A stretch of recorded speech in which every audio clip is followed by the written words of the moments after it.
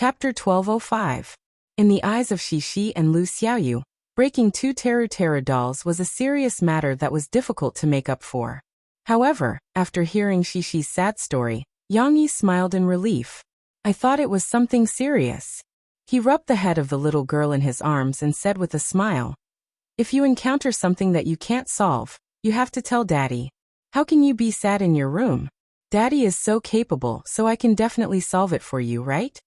Xixi's eyes were watery as she looked up at her father with tears in her eyes. She pouted and asked, Daddy, but what should I do? Although you're very kind and you're willing to help your good friend even when you're sad, your performance is very good. Daddy wants to praise you. However, we actually have a better idea. Yang Yi smiled and said, it's very simple. If little Er's two Teru dolls are broken, we can just buy another pair of Teru dolls for her, right? Xixi rubbed her eyes. She seemed to have regained some energy. She asked softly, but Daddy, big sister Xiaowei bought them in Yangcheng. Also, they have to be exactly the same. That way, big sister Xiaowei won't be sad when she sees them. They have to be exactly the same? That's a little difficult. However, Yang Yi still had to face the difficulty head-on. He rubbed his chin and thought for a while. Then he smiled and said, all right, you go take a shower first. Leave this matter to Daddy. In 2 days, maybe next week, I promise I'll bring you two Teru dolls that look exactly the same. After receiving her father's promise, Xixi's mood instantly brightened up like the sky after the rain. The little girl looked as if she had already received a new Teru doll. She hugged her father happily and replied sweetly, MHM. Daddy is so awesome. Yay. Then, without even wiping away her tears, the little girl ran into the bathroom like the wind with a string of laughter. Yang Yi shook his head gently and smiled. He picked up the blue Teru dolls that Xixi put down and examined them carefully. However, at this moment, Xixi screamed and ran out of the bathroom. Just like when she ran in, she had wiped her tears clean and had a happy smile on her little face. When she realized that her father had seen her, she giggled embarrassedly. She shook her little butt and said to her father, oh, I forgot to bring my clothes. The next morning on the subway in Yangcheng, Zhong Zhenjin, who had already graduated with a master's degree and started working at a public institution, stretched her arms and yawned. Then, she lazily leaned against the glass partition of the seat by the door. It was the morning rush hour, and the subway was as crowded as sardines.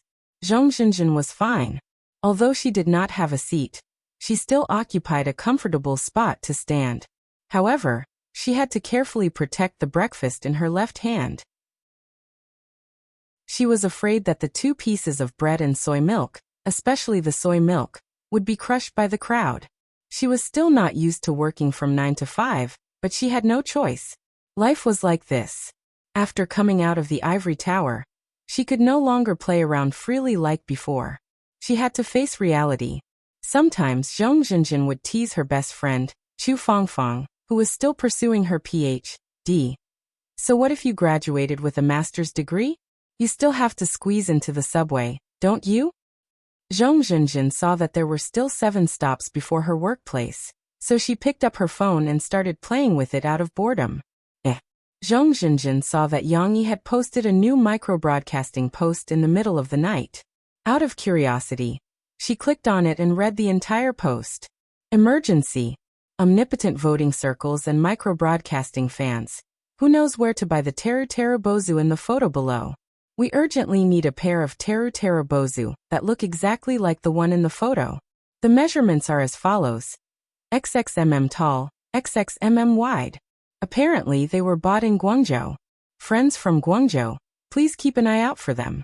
If you have any leads, please send me a private message. The friend who can help us find them first will be rewarded handsomely. The beginning of Yang Yi's micro-broadcasting post was quite interesting. It was Zhong Zhenjin's first time seeing such a form of address, so she looked at it with interest for a while. Of course, the content of the micro-broadcasting post was the most important. Zhong Zhenjin was surprised to see that Yang Yi had listed out the detailed measurements of every part of the Teru Bozu. Moreover, from the comments below, although some netizens couldn't wait to find some pictures and purchase links of the Teru Bozu from the Sahara Taobao Mall, and sent them to Yang Yi, they were all rejected by Yang Yi. No, there's a difference between XXX and XXX parts. It seemed like Yang Yi really wanted to find the exact same Tera Bozu. Zhong Zhenjin didn't know that if it was possible to buy the exact same ones from the Sahara Taobao Mall, Yang Yi wouldn't have needed to post this micro-broadcasting post. Yang Yi had already hit a wall, so he changed to another solution, using the power of his fans. However, when Zhong Zhenjin looked at the picture with interest, she couldn't help but be stunned. They look so familiar. She really had seen this pair of Tera Bozu before. They were sold on a pedestrian street in Guangzhou. However, when she saw this pair of Tera Bozu, Zhong Zhenjin couldn't help but recall some sad memories. That scumbag, when I was shopping in the past, I hinted that this pair of Tera Bozu was very cute, but he didn't take it to heart. Zhong Zhenjin complained in her heart.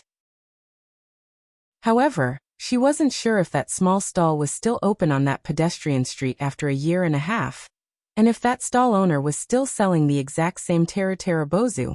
At noon, Zhong Zhenjin found an excuse to sneak out in advance and headed straight for the pedestrian street. Although she didn't really care about the generous returns Yang Yi mentioned, when she saw Yang Yi's rare eagerness in replying to netizens' comments in the comments section, and even saying that he was buying them for Shishi, Zhong Zhenjin was motivated. Shishi is so cute, I'll definitely help you find that pair of Tera Bozu. A year and a half had passed, and the memories that could be forgotten were already sparse. Zhong Zhenjin bought some pastries and snacks on the pedestrian street for lunch. As she ate, she looked for the location of that small stall. Here. As expected, I forgot. How is this a small stall? It's a boutique. Zhong Zhenjin was pleasantly surprised to find that boutique, and she also found the Tera Bozu in the store as she wished. They should be the exact same, right? Zhong Zhenjin took out her phone to compare. She felt that they were very similar, but she had never measured them with a ruler before, and there was no ruler here for her to compare them with. However, she was certain based on a woman's sixth sense. This should be it. Since they weren't expensive, Zhong Zhenjin bought 3 pairs. She was going to send 2 pairs to Yang Yi and keep the other pair for herself. A year and a half had passed, and her feelings for that man had faded. However, Zhong Zhenjin still liked this Tera Bozu that she had never gotten before. On the bus, Zhong Zhenjin took a photo of the Tera Bozu and sent it to Yang Yi through a private message. Unexpectedly, just as she returned to the office sleepily and tiredly, Yang Yi's private message came back. Yes, this should be it. Friend, thank you very much. Please give me the address. I'll send a Sahara Express courier to pick it up in the afternoon. Zhong Zhenjin instantly lost her sleepiness. She looked at the private message in surprise and was speechless for a long time. After a while, in the unit's toilet, a woman excitedly stomped her feet in the cubicle like a madwoman. Her voice was so low that it was almost squeezed out. Wow, Yang Yi replied to me. I'm so happy. Chapter 1206. Yang Yi asked his fans to help him find the Tera dolls. Shishi and Lu Xiaoyu did not need to share a pair of Tera dolls with each other. When the 2 girls received the new Tera dolls, they were so happy that they spent the entire weekend walking and jumping around while humming a tune. To the 2 girls, this incident was just a small interlude in their growth. However, because Yang Yi's request for help on micro-broadcasting was quite interesting, the entertainment media all used a small section to report on this news. The news of Yang Yi helping his children find Tera dolls on micro-broadcasting was not particularly popular, but after some netizens cited it and started using phrases like omnipotent voting circle and omnipotent micro-broadcasting netizens, it unexpectedly became popular. A lot of people even followed the trend and used it without knowing that Yang Yi was the one who started it. For a time, they had the potential to become the internet word of the year. Of course, Yang Yi, the person who started this, did not pay attention to the subsequent developments, because he focused all his attention on Shishi learning piano. Obviously, learning piano was something that seemed beautiful but was actually very boring. Don't think that just because Shishi was so obedient, she would patiently continue learning. For the first 2 days, Shishi still sat in front of the piano very seriously, listening to her father correct her posture, learning some fingering techniques, and even listening to her father explain some complicated musical notation techniques. The little girl was still able to listen attentively. However, starting from the weekend, Shishi's laziness started to show. The little girl started to feel that learning piano was no longer fun, and she found all sorts of excuses to avoid the lessons that day. For example, on Saturday night, the little girl who had just finished bathing was like a little bunny, lying on the bed like a pancake. She said coquettishly, "Papa, can I not learn piano today? Because I feel so tired, am I going to fall sick?" The little girl was probably not very good at lying, so she stuttered. Sick. Yang Yi still believed that the little girl had caught a cold when she was swimming with Lan Xian at Lan Xian's house today. Originally, she was supposed to practice piano in the afternoon on weekends, but today, because Lan Xian said that she wanted to swim, she changed it to the evening. Yang Yi walked over worriedly and touched the little girl's forehead. Then he picked up Shishi's wrist to check her pulse. Shishi had clearly miscalculated. She didn't know that her father knew about these things. The little girl was lying on the bed, her hair flowing out like a black waterfall, covering a large part of the bed. The little girl tilted her head and looked at her father with a trace of expectation in her delicate eyes. After Yang Yi confirmed that there was no problem, he couldn't help laughing. He reached out and rubbed Shishi's little head and said with a smile, "Get up quickly. Are you sick? If you are sick, it is because you are lazy."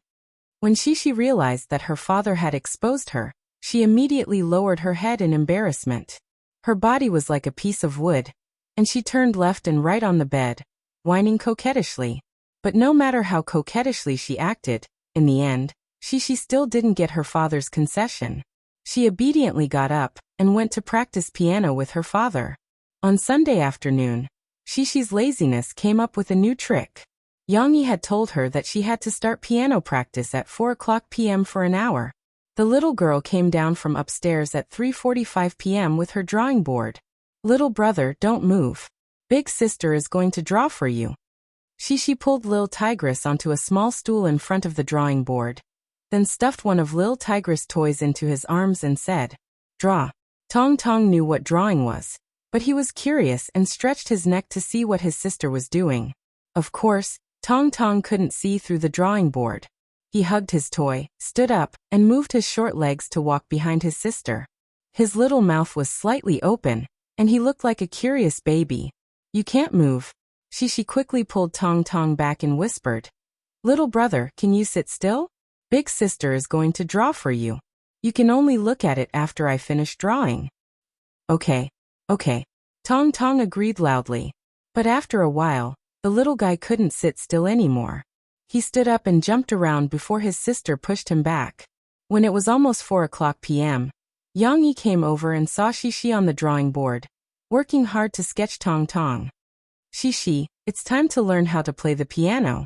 Wait a while. You can play after you finish learning," Yang Yi said gently. Shishi pouted and unwillingly sat on the small bench where she was drawing. She twisted around and said, But I'm drawing for my little brother. I haven't finished drawing yet." "You can draw after a while." Yang Yi smiled and gently placed his hand on Shishi's shoulder. He said, "Daddy is going to teach you how to play the piano for an hour, and then I'm going to make dinner. If I'm late, Xian won't be able to eat. But I won't be able to draw after a while. Little brother won't listen to me and won't sit here." Shishi held the pencil in her hand and looked at her father pitifully. Tong Tong sat on the small bench in front of them and looked at his sister and father with a confused expression. He didn't know why they suddenly mentioned that he was disobedient. He was quite obedient, wasn't he? How could he not listen to his sister? Tong Tong liked his sister the most.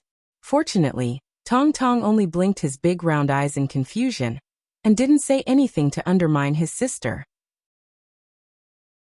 Yang Yi smiled and said in a gentle tone that was easier for children to accept, "But there's still a problem.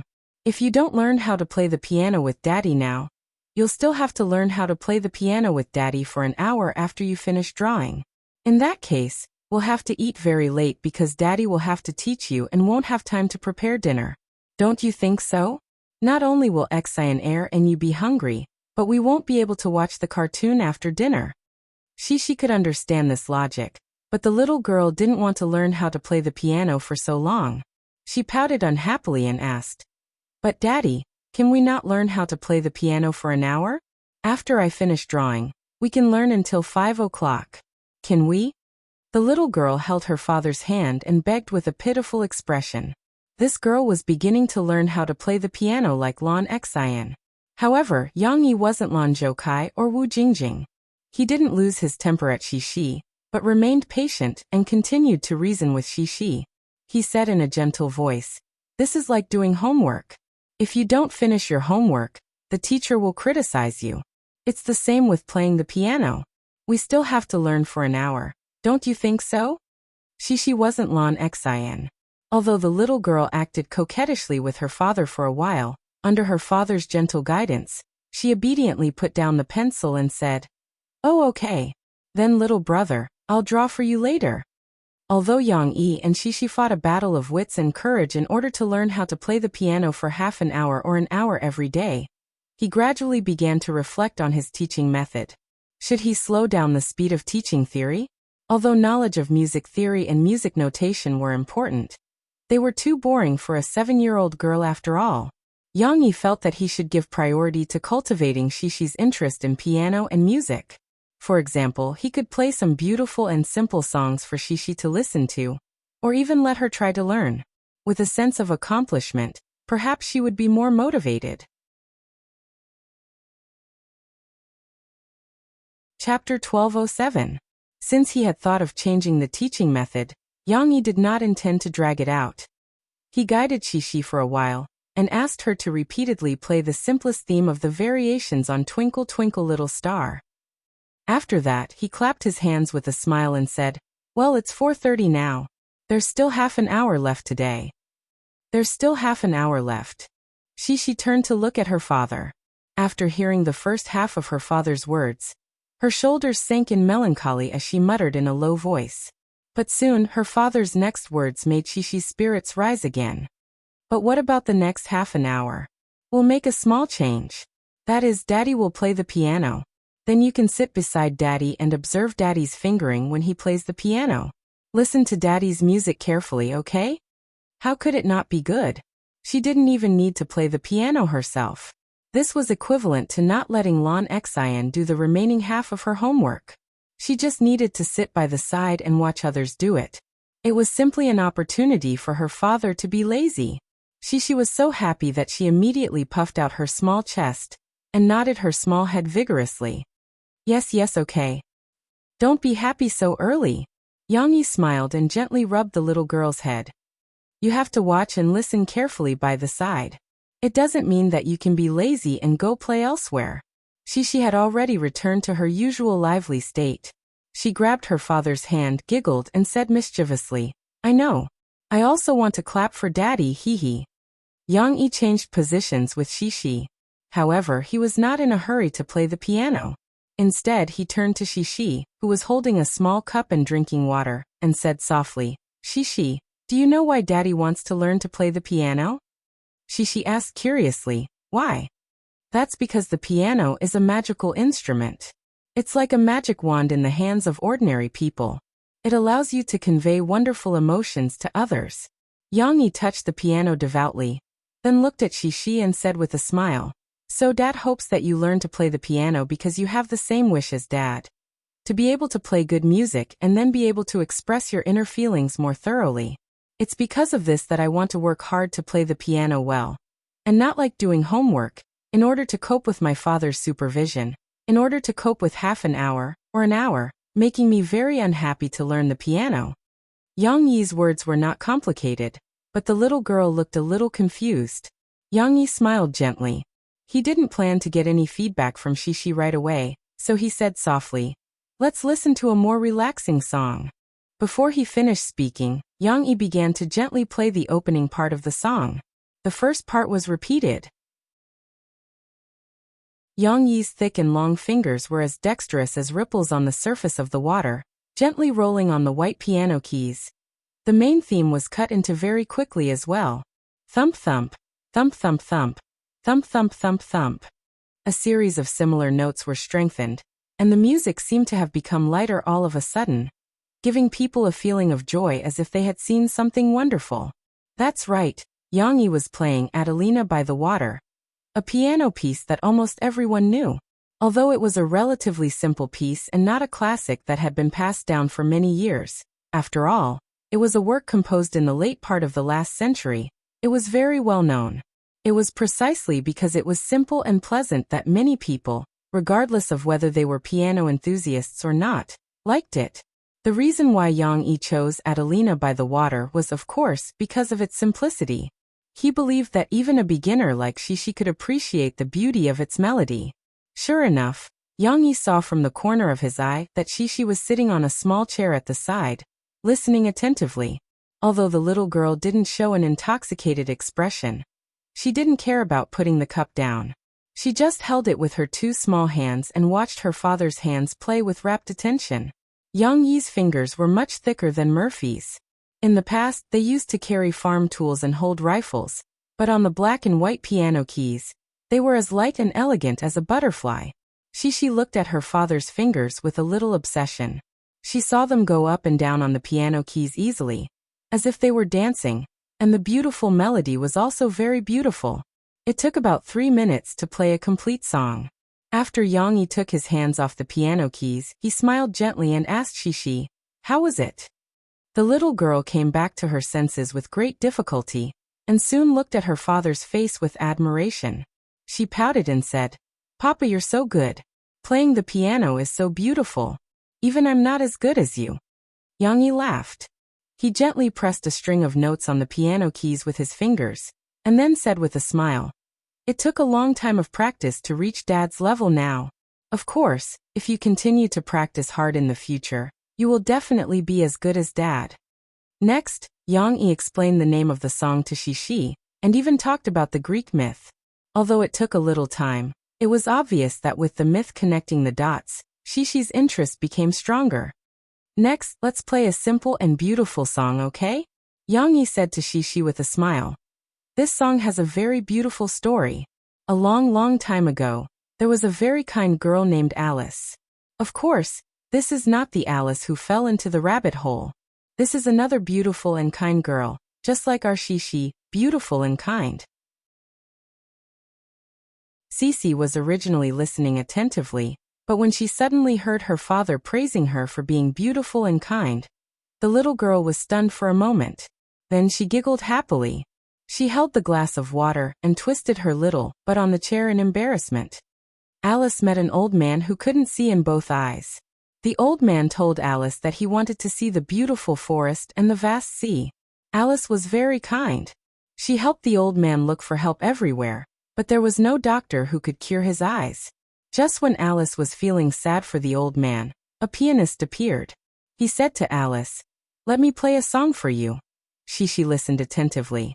There was a trace of nervousness and sadness in her bright, beautiful obsidian-like eyes. It seemed that she was also worried about Alice and the old man. Yang Yi gently pressed the strings of the piano.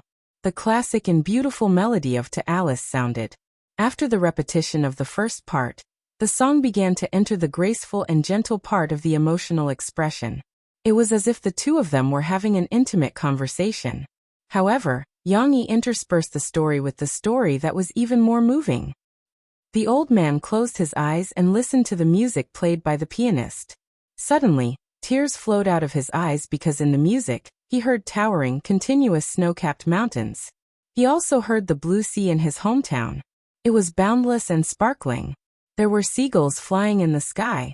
In the distance, there were forests and sunshine accompanying him. Yang Yi's voice stopped at some point, but the melody of the piano was still flowing in Shishi's ears. The little girl looked at her father piously. The vast and blue sea seemed to be reflected in her beautiful big eyes.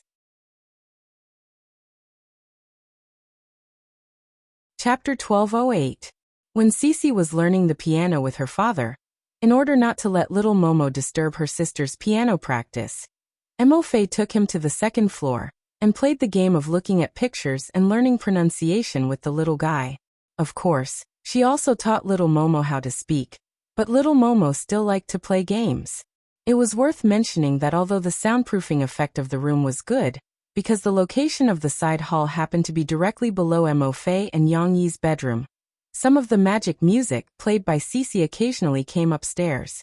Not knowing how much time had passed, Murphy changed a new card, but he couldn't help but listen carefully.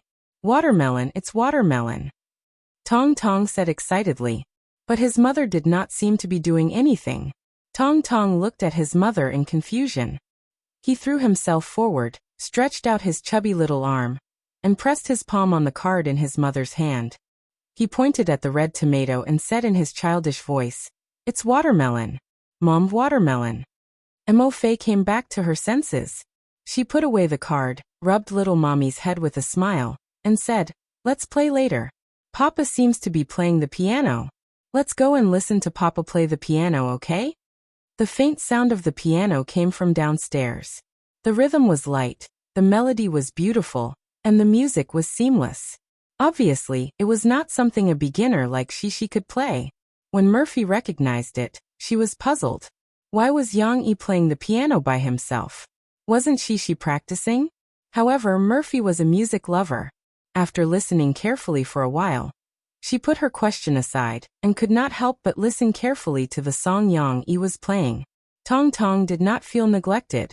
When he heard his mother say that they were going downstairs, he immediately grabbed the bed sheet happily and slipped down from the bed. He stretched out his little hand to his mother, and could not wait for his mother to hold his hand and go downstairs together.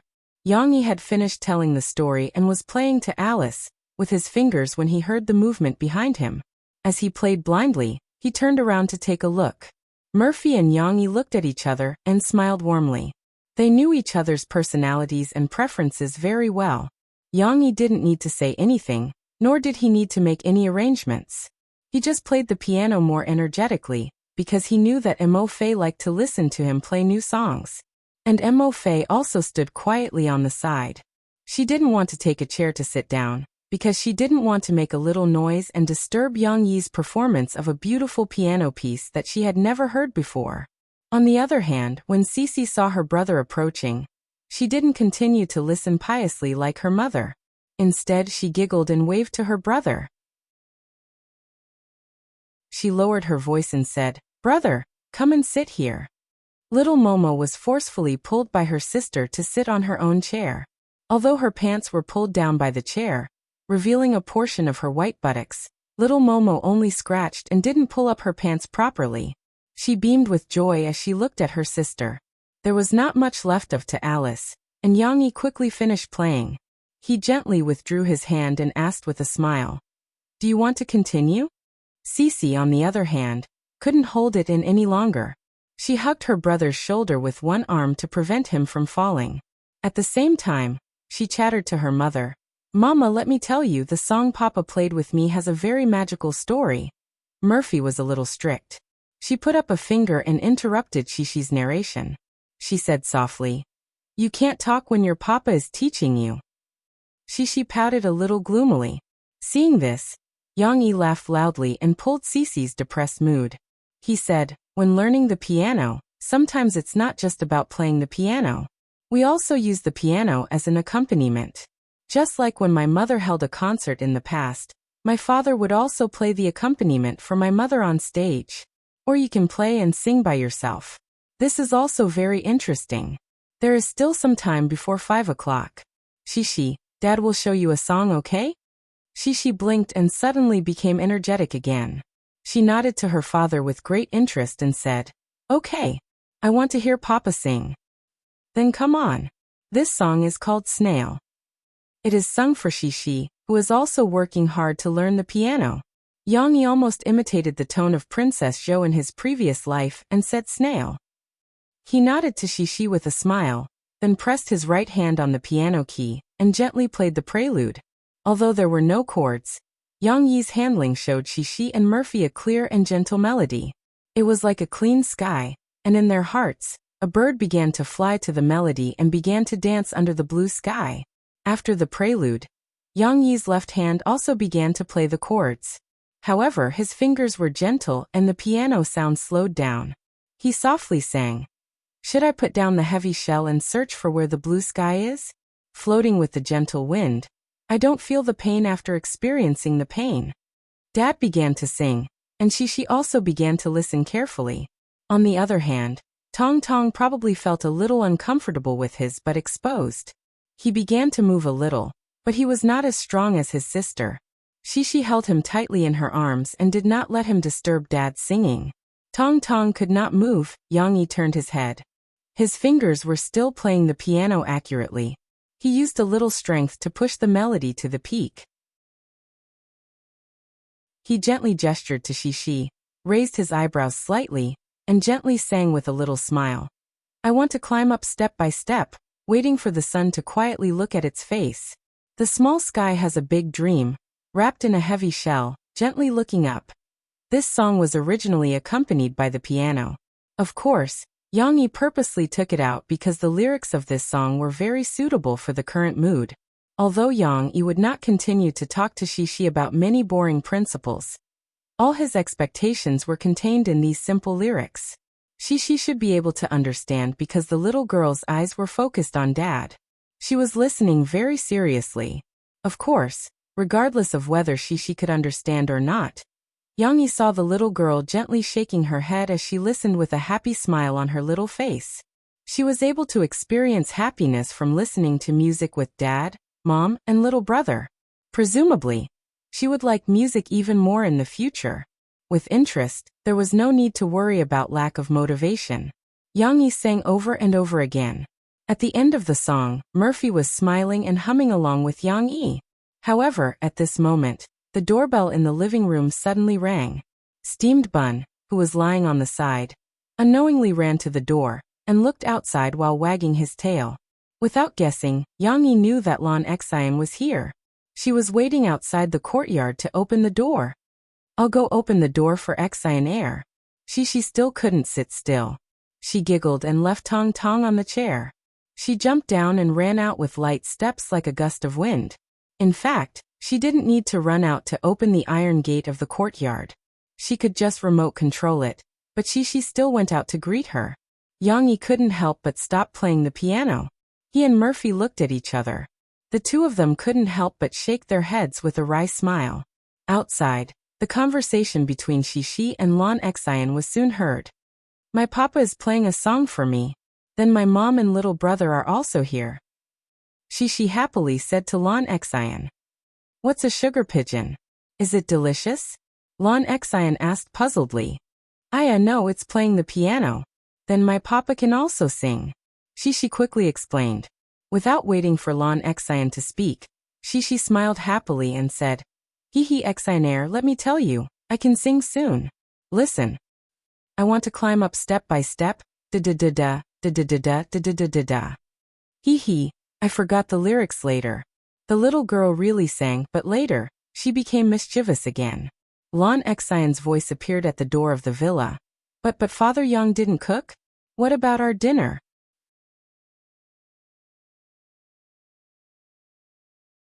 Chapter 1209. In the middle of October, Huijia Primary School would hold a one-day open house for parents.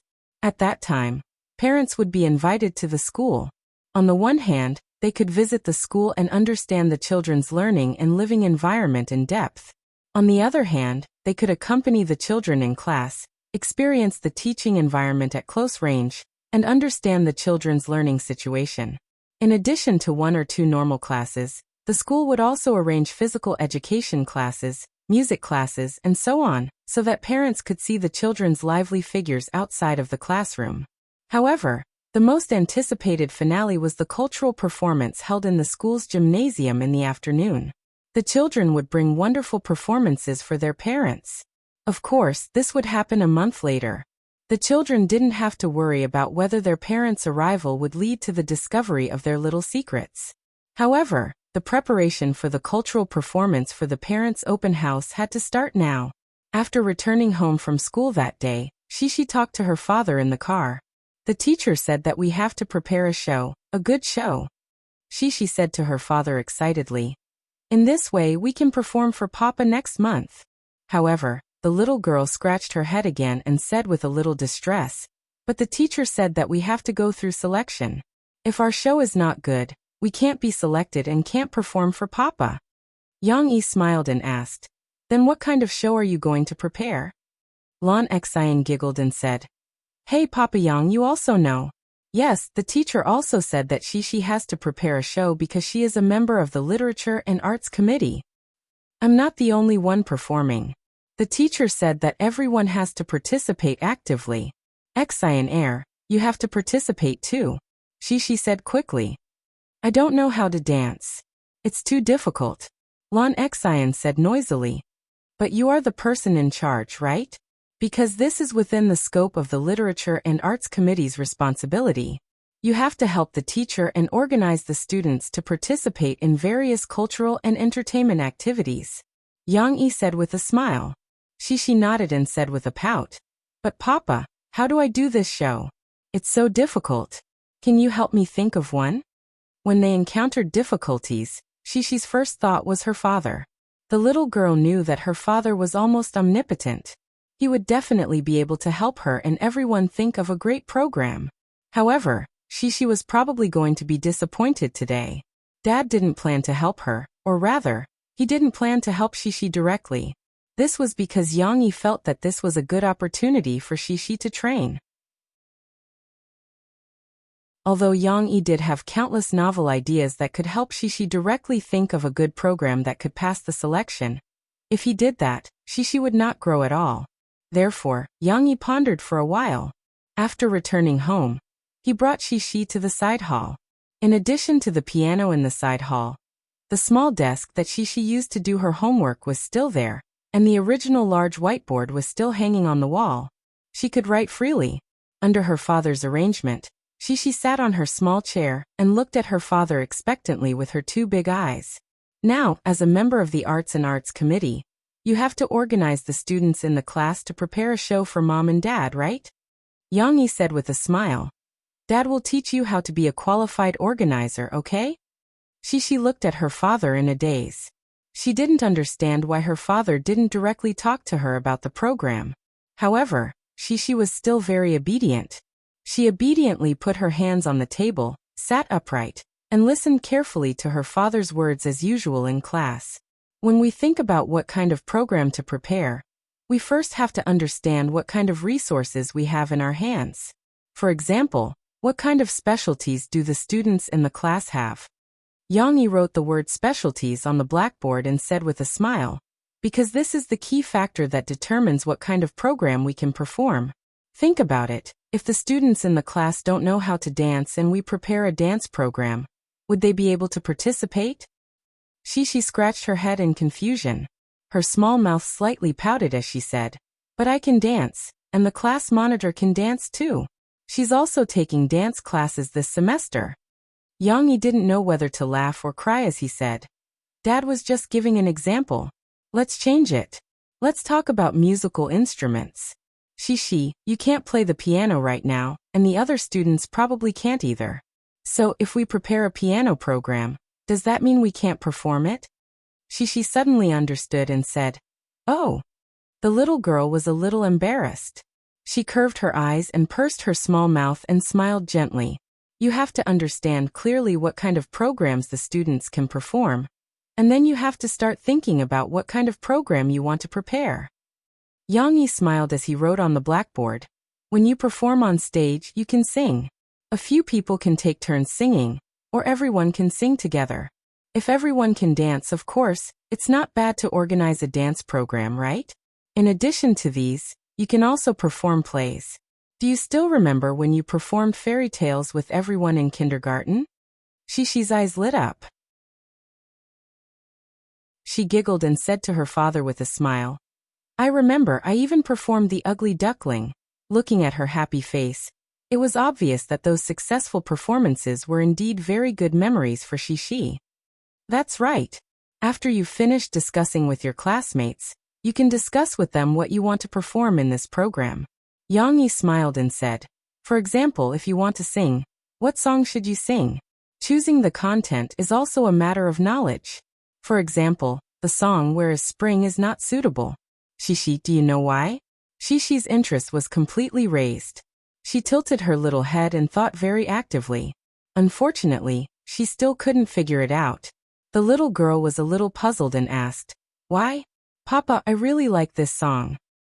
What season is October? Yang Yi asked with a smile. I know it's autumn. Cece answered loudly at first. Then she came to a sudden realization and giggled, saying, I know it too. It's because you can't sing songs of spring and autumn. That's right. Figure out what song you want to sing. This is the third step. The fourth step is to determine the candidates for the performance, and then start practicing hard. Yang Yi said softly, after hearing what Papa said. Do you understand how to organize this program? Got it. Shishi responded crisply. She stuck out her little chest and raised her head to look at her father in high spirits. She didn't feel depressed because her father didn't directly tell her the answer. On the contrary, after the little girl felt that her thoughts were clear, she was eager to start preparing immediately. Then this program, I'll leave it to you. Go and discuss with your classmates about it. Yang Yi smiled gently and said, if you need anything when you're preparing, you can ask the music teacher or Papa for help. Papa is looking forward to seeing your program on the stage next month. Shishi smiled sweetly at her father. She opened her thin little arms and said expectantly, I must perform a good program for Papa and Mom.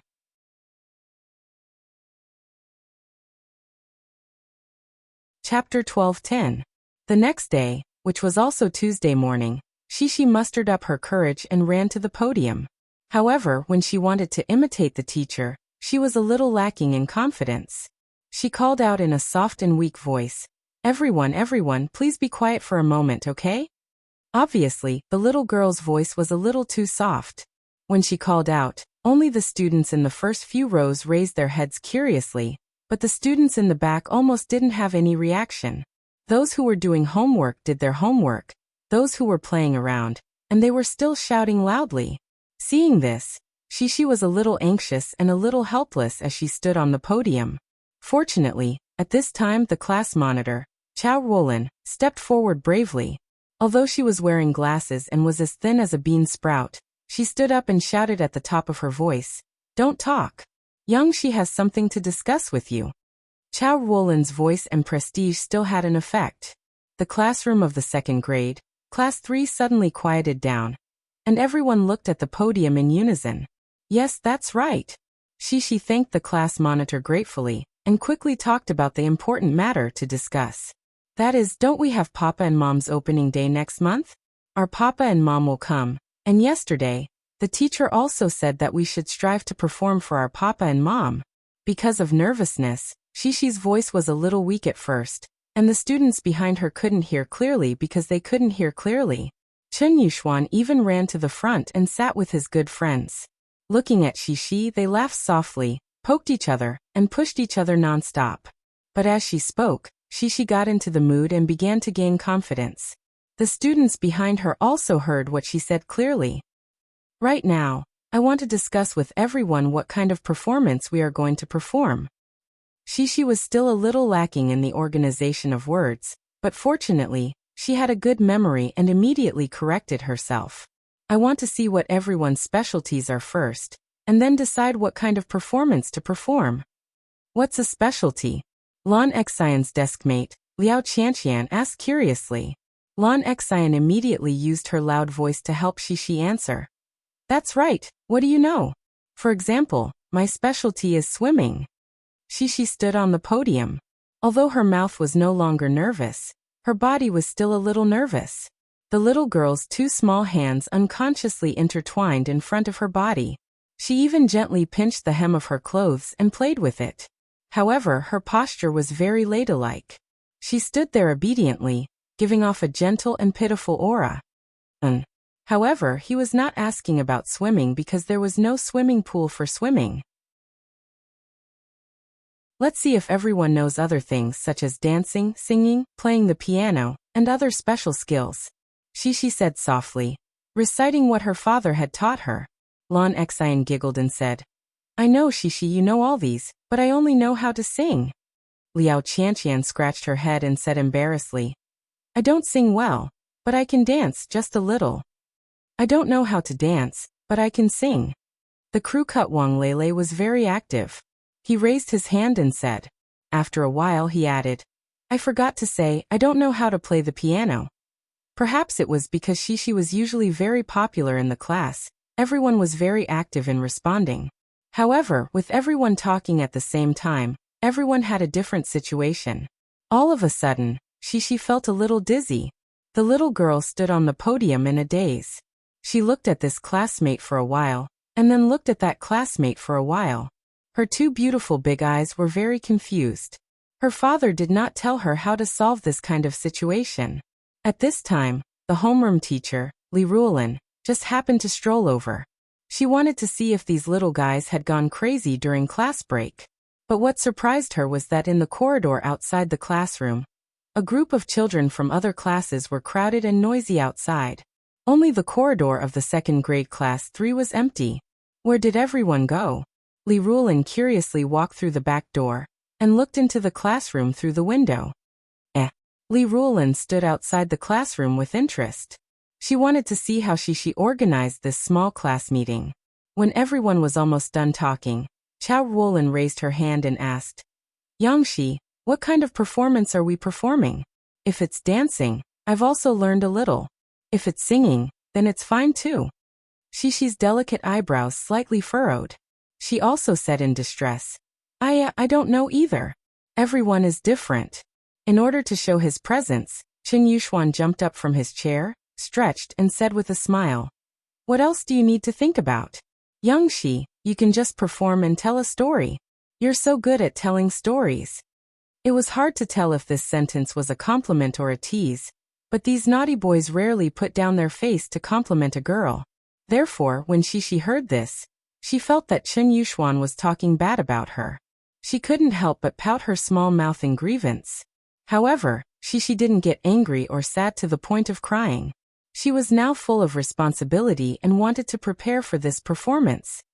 It's not like that. It's everyone's performance. Everyone has to perform together. How can I do it by myself? Shishi held back the grievance in her heart and explained in a low voice, I have to perform for Papa and Mom to see. Everyone's Papa and Mom will come to watch. They will be happy for us.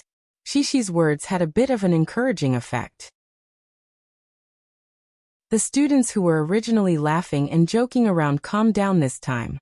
I want to perform because I want my father to praise me. Wang Lele stood up and said, Me too. Chao Ruolin raised her hand high. Lu Xiaoyu, who was behind her, definitely wanted to support Shishi. She also raised her hand excitedly and said, Shishi, I'll perform with you. Everyone chimed in at once. Shishi suddenly felt that she wasn't alone and her mood suddenly improved. She nodded happily and then asked in a clear voice, But what kind of performance should we perform? Do you have any performances? Asking everyone to give suggestions, the classroom suddenly quieted down. The students looked at each other and looked at each other. After all, they were all at the age where they didn't have their own ideas. Shishi was also thinking anxiously. Suddenly, the little girl's mind flashed. We can sing and dance together. The students who can sing, sing. And then the students who can dance, dance. That's right. Why did it have to be just singing or dancing? In fact, Shishi's thinking was a bit rigid before. Now that a string was connected, the little girl suddenly had an idea. But at this time, there were always a few troublemakers who wanted to cause trouble. Jiang Chen deliberately shouted, But I can't sing or dance. What should I do? Shishi paused for a moment. She didn't think Jiang Chen was deliberately arguing with her. The little girl was also very eager to help Jiang Chen think of a solution. She hoped that everyone could perform so that all the students could happily go on stage, just like in kindergarten. Therefore, Shishi asked softly, Then what are your specialties? Before Jiang Chen spoke, Chen Yuxuan, who didn't get along with Jiang Chen, shouted, Tisk, if he can't sing or dance, then let him tell stories. The two boys were like anxious roosters as they stared at each other with their heads held high. Li Ruolin, who was standing outside the window, felt that something was wrong. She was about to go in and mediate. But unexpectedly, at this moment, Shishi burst with inspiration. She gently clapped her hands together and said cheerfully, Hey, this is pretty good. We can use a story, then everyone can sing, some students can dance, and some students can stand on the side and read a story. That is, in the middle of singing, when you're not singing, you can read a story. There is such a program? The Buddhist girl Lon Xian couldn't help but ask curiously. Yes. Dad, Mom, and I all saw it when we were in the UA. Cece nodded seriously and replied crisply. I think it's called opera or something. Isn't it just opera? Of course, the children definitely couldn't perform such a large-scale program like opera. What kind of tricks could they play?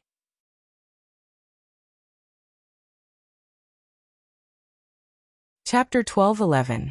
What are you going to perform? Yang Yi thought he misheard Shishi's description and asked in surprise while driving. We're going to perform an opera. That is, Papa, we're going to watch it at Grandpa's house, not at home. We're going to watch it in a big place outside, that opera. Shishi tried to explain to her father. Lon Xian also helped Shishi to explain. She said that we can sing, dance, and then tell stories. Yang Yi understood and smiled. Oh, opera means opera. You want to perform an opera? Who gave you the idea? That's what I thought. No one knows what they're going to perform. Then, Papa, let me tell you, everyone's specialties are different. I didn't know what to do at first. Shishi eagerly asked her father for praise. Opera?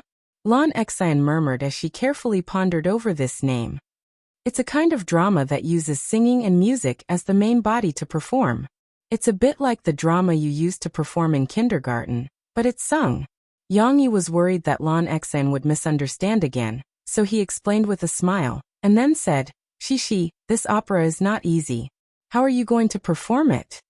Although Yang Yi knew that opera was too profound for Shishi and the others to perform, he did not immediately reject Shishi's decision. Instead, he smiled and asked Shishi about her plan. Sure enough, Shishi still had her own ideas. The little girl said excitedly, That's right, we're going to sing. I've discussed it with the class monitor and the teacher. We're going to sing a very good song, and then some children will play snails and dance. I'm going to tell them a good story, and then they'll read it out. Yang Yi understood the general meaning, and he couldn't help but laugh. It turned out that they just wanted to play an opera, that they understood, although it was a bit naive and sounded a bit too simple. However, a 7-year-old child already had so many ideas of her own. What else did he want her to do? One had to know that Shishi had been raised by Yang Yi as a normal child since she was a child. She had never received any special elite education, nor had she been exposed to many profound movies or books since she was a child. Yang Yi was already very gratified that Cece had shown intelligence and creativity that exceeded her age, even though she hadn't tried to help her grow. Lon Xian's words interrupted Yang Yi's gratification. She shouted, I want to sing, but I haven't learned it yet. And I don't like to act as a snail. It's very hot. Papa, that's right. We want to sing the snail that you taught me. That is, I want to climb up step by step and sing this. Shishi said excitedly to her father. Shishi liked this song very much recently, because Yang Yi hadn't recorded it yet. The little girl often pestered her father to take her to sing this song when she took a walk. Now, it was obvious that the little girl also thought of this song that she was most familiar with recently. Yang Yi said with a smile, Okay, when the time comes, Papa can go and watch you practice. Maybe I can even give you some advice on singing. By the way, Shishi, about that story, do you want to think of a story for everyone to perform? Shishi was in a very good mood at the moment. She was full of energy and replied loudly, Yes, but Papa, can you teach me to tell stories? Papa is the best at telling stories.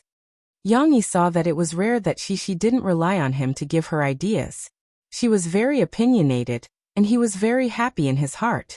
Wasn't this the growth of Shishi that he wanted to see when he told Shishi how to organize yesterday?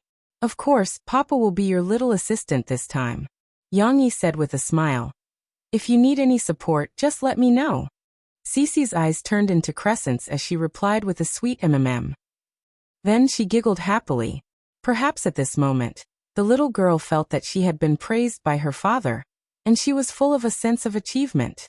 In fact, although Yang Yi said that he would let Shishi organize this program, he still couldn't completely let go. Even, Yang Yi's participation was very high. In addition to teaching Shishi to make up stories by herself, Yang Yi also helped Shishi think of another children's song, so that the whole program wouldn't be too monotonous. Obviously, Shishi and her classmates, and even Li Ruolin, didn't know how to combine the two songs seamlessly. This also required the participation of Yang Yi. He helped to mix and rewrite the two songs, and finally made the accompaniment. In addition, Lans Hao Kai also eagerly joined in. He waved his hand and took all the props in the class. With the support of the two fathers, Xixi program was perfected day by day in the following month. Moreover, they passed the audition smoothly. They were just waiting for the time to go on stage and perform in front of their parents. Of course, this was a story for another day. With her father's promise, Xixi went to do her homework contentedly. However, today, Mo Fei didn't keep an eye on little Momo. The little guy couldn't sit still in the living room. As if he was playing the game of 1, 2, 3 would figure. His chubby little legs took 3 steps forward. Then he stopped and looked around. Was he checking that his mother wasn't around? He grinned and ran happily to the side hall, where his sister was doing her homework.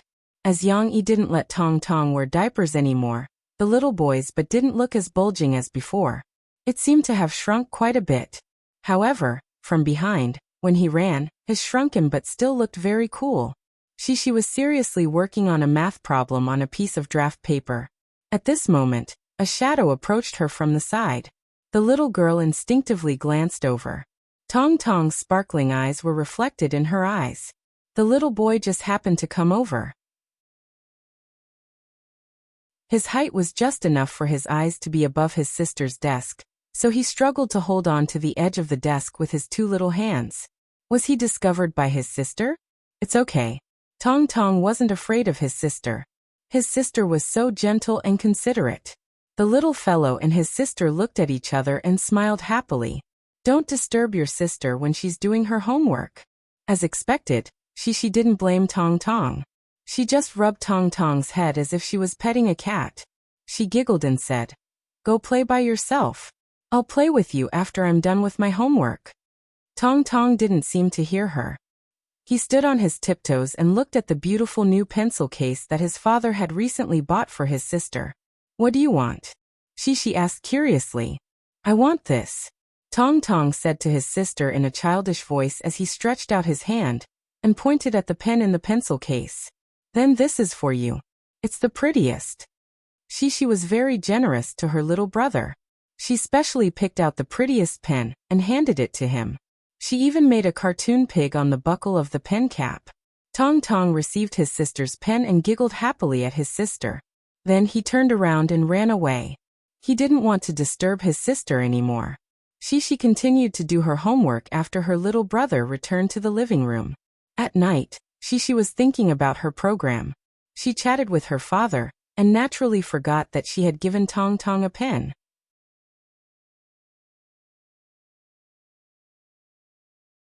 Chapter 12:12. In fact, after Tong Tong got the pen from his sister, he played with it for a while before he lost it. He did not even think about it that night. The next day, Yang Yi had to attend a meeting to discuss the cooperation between Sahara and Jiangqing City. He was only there to symbolize his presence, so Murphy stayed at home to take care of her son. In the afternoon, Murphy received a call from her mother. She sat cross-legged on the sofa and chatted happily with her mother on the phone. Women and men were indeed two different creatures. For example, Xixi often called her friends, especially Lu Weisha. Although they rarely met each other, Xixi often talked to Lu Weisha on her father's phone. And Mo Fei was also the same. Although she was more introverted and didn't have many close friends, and she didn't have many friends in the entertainment industry that she often contacted, she still chatted with her family members, such as her mother, Mo Xiaowan, or with her few close friends, such as Sister Luo Xian from Shanghai TV stations, Xixin interview. Tong Tong was also called over by his mother to talk to his grandmother. However, he was a boy. How could they talk so much? He was carried by his mother. He pouted and talked to his grandmother for less than 2 minutes before he felt a little impatient. It was not fun. Moreover, it was so hot to be carried by his mother. Tong Tong struggled to get down and play by himself. Mo Fei had no choice but to put him down with a smile. However, she soon saw little Siamese walking out of the living room with his little chubby legs. She grabbed the microphone and shouted to the little guy, "Don't run around and don't ask Steamed Bun to open the door for you. It's dangerous to play outside. Tong Tong giggled and ran away without looking back. When Murphy saw that little Momo just ran to the stairs to play with steamed bun, he was relieved. He continued to talk on the phone while paying attention to the little guy's movements. As long as he didn't run upstairs or let steamed bun open the door and go outside, Murphy was not very worried that Momo would be in danger. After all, they were at home. Steamed bun was bored to death.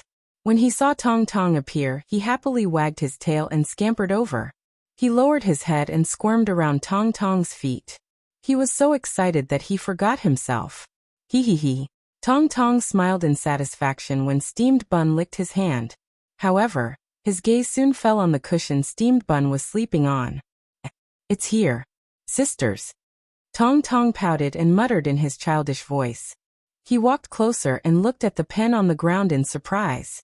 Why is elder sister's pen here? Tong Tong had forgotten that he was the one who left the pen there last night. The little guy played with his sister's pen, and then went to show it off to steamed bun.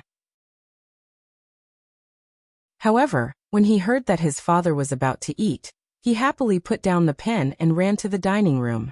However, Tong Tong thought that steamed bun picked it up and kept it. He patted steamed bun's head and said, "Steamed bun, you're naughty." Steamed bun responded to his little master's smile with a wide grin. He thought that his little master was praising him, so he excitedly wagged his tail and tried his best to please his little master. Since he found his elder sister's pen, Tong Tong took it and started playing with it. Yesterday, the little guy found the trick to opening the pen. He pulled hard with his two little hands and unscrewed the cap, revealing the short tip of the pen. Steamed bun stood at the side with his head held high. He breathed out as he looked at the pen. But what was the point of opening the pen cap? Tong Tong tilted his head and thought about it. He remembered that his sister drew for him that day. His eyes lit up and he chuckled. He shouted loudly. Drawl Murphy was on the phone in the living room and didn't pay attention to what Tong Tong was saying.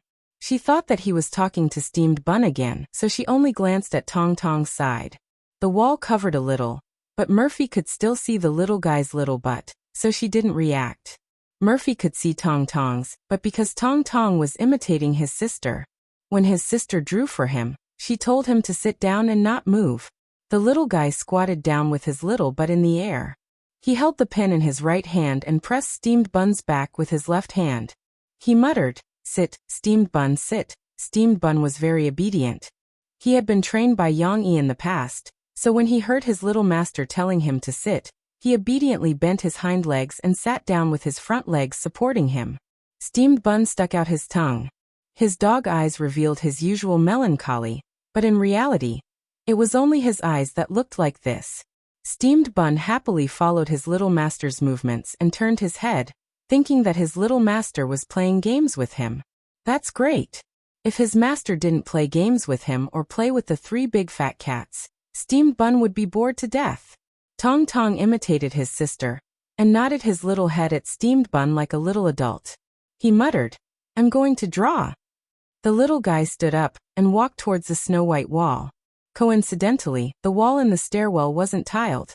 How could drawing be as simple as Tong Tong thought? Especially when he drew on the wall with the ballpoint pen. Little Momo realized that the lines he drew were all crooked. The tip of the pen even dug out a little bit of powder from the wall, which floated down along with his handwriting. Eh! The little guy exclaimed in surprise. He turned his head to look at steamed bun, as though he was sharing his discovery with him.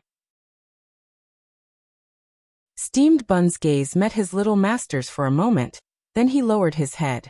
After a while he raised his head again. However, Tong Tong didn't communicate with him anymore. The little guy continued to draw on the wall with interest. The matter of drawing for steamed bun was thrown to the back of little Fuching's mind. He felt that he had to do a very powerful investigation. The little guy started from the edge of the wall, grabbed the pen, and started to draw on the wall with force. A long mark appeared on the wall. Xiao Rua was still unsatisfied as it scratched into the wall and reached the top of the bun's nest. Steamed bun wagged his tail in boredom. His body didn't move, but his head turned half a circle to look at his little master. His eyes were filled with sadness, as though he was used to this kind of life. Shishi's pen was drawn like this, so she probably couldn't write anymore. However, Tong Tong didn't think about this. He still thought that his discovery was very interesting. He was still happily waiting for his sister to come back and tell her. Tong Tong drew a few times and found some white powder on the floor by the wall. When he stepped on it, he even left a few small footprints. This is so fun. Tong Tong's attention was immediately diverted. He forgot to continue drawing, and stepped on the powder excitedly. Murphy was talking to her mother on the phone. She could hear Tong Tong's joyful laughter from the stairwell. She didn't suspect anything and continued to nestle on the sofa.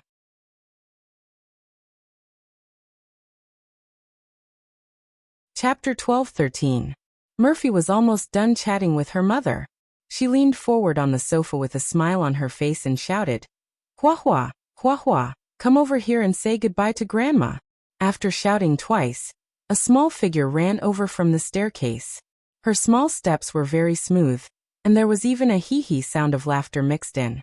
"He's here." Mo Fei smiled, handed the phone over, and said, "Hua Hua, tell Grandma, bye-bye, see you." But when her gaze shifted from the microphone and fell on little Momo, who looked like a little kitten with gray hair, Mo Fei's voice suddenly stopped, and she was dumbfounded. "Is this gray baby still my precious son? At least his voice is still the same." Tong Tong excitedly pressed his two gray paws on the sofa and shouted into the phone, "Bye-bye, Grandma." Perhaps he heard the English on the other end of the line, so he imitated Huiyao and said, "See you." Murphy snapped out of her daze. She hurriedly said a few words to her mother, and hung up the phone. Then she stared at Tong Tong, who was still hopping on the sofa, not knowing whether to laugh or cry. "Young Xiaosu." Murphy was both angry and amused. "What have you done?"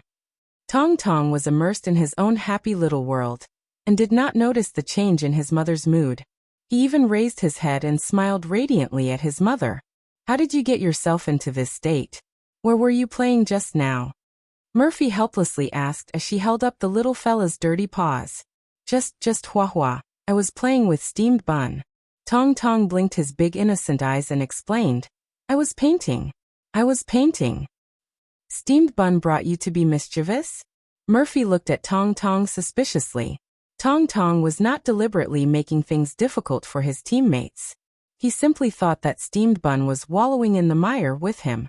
Therefore, after listening to the first half of her mother's words, she automatically ignored the little puppy in the second half, and happily nodded her little head.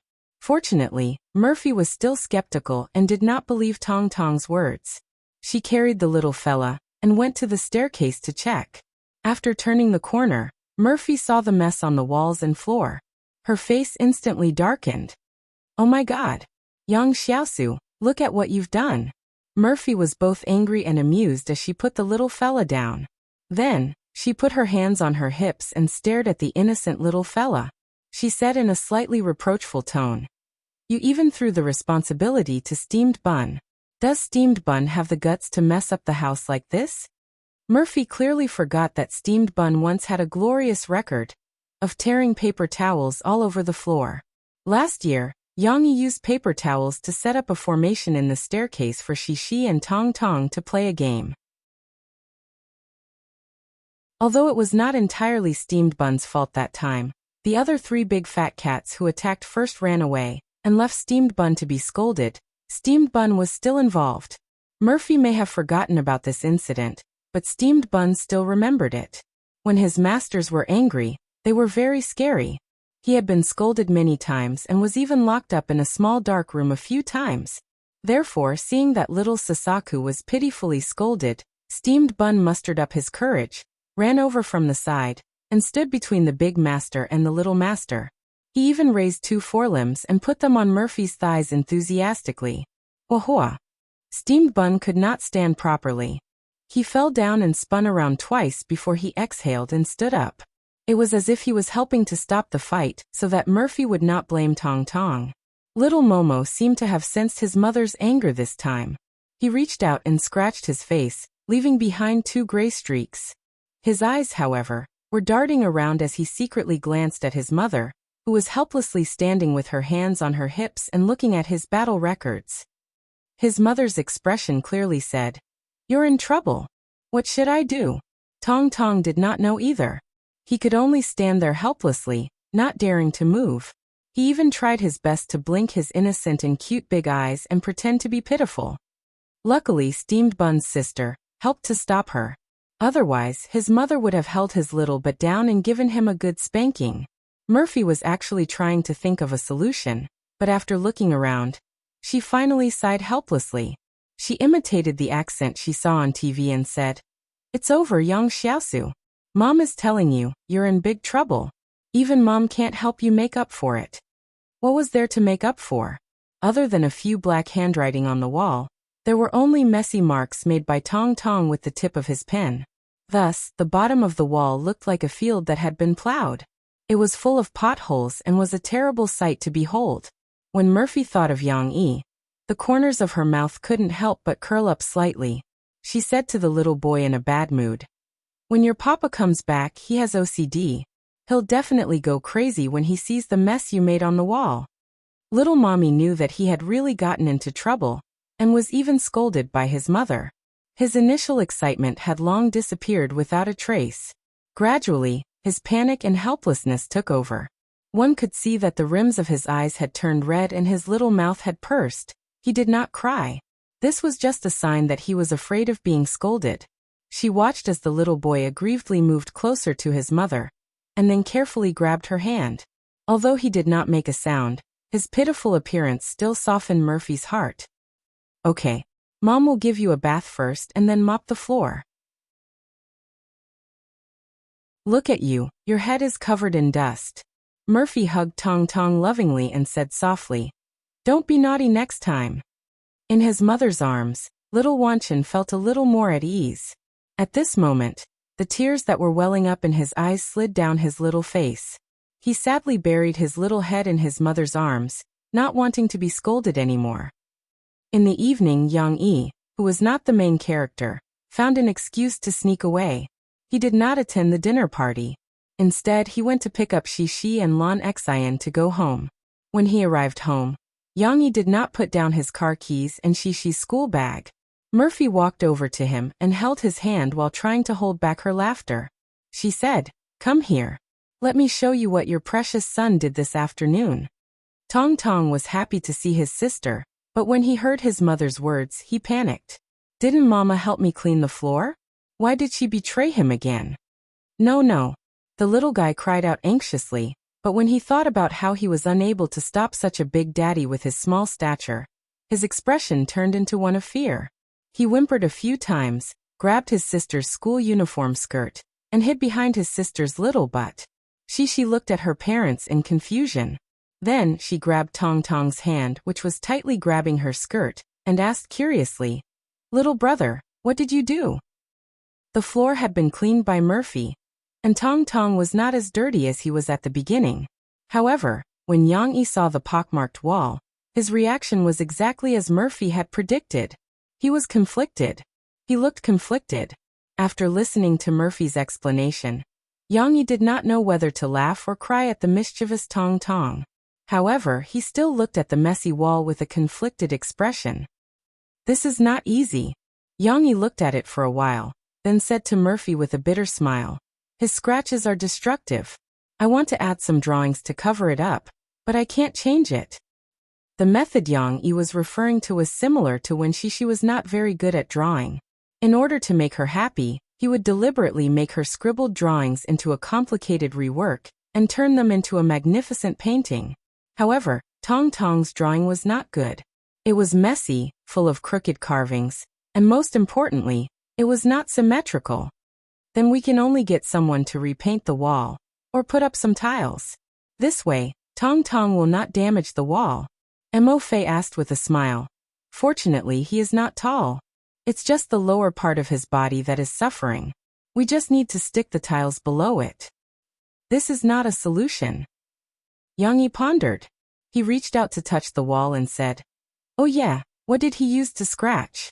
Why is the wall in such a mess?"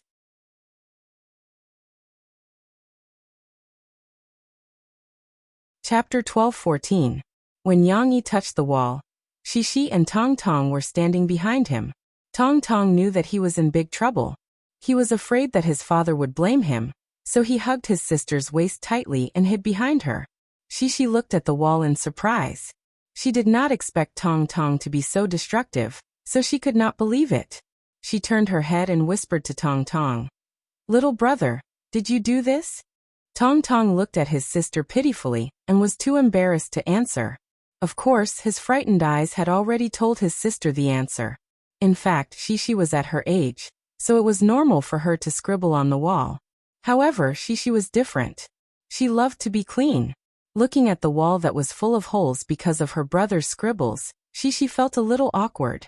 Therefore, Cece also frowned slightly and muttered hesitantly, "This isn't right."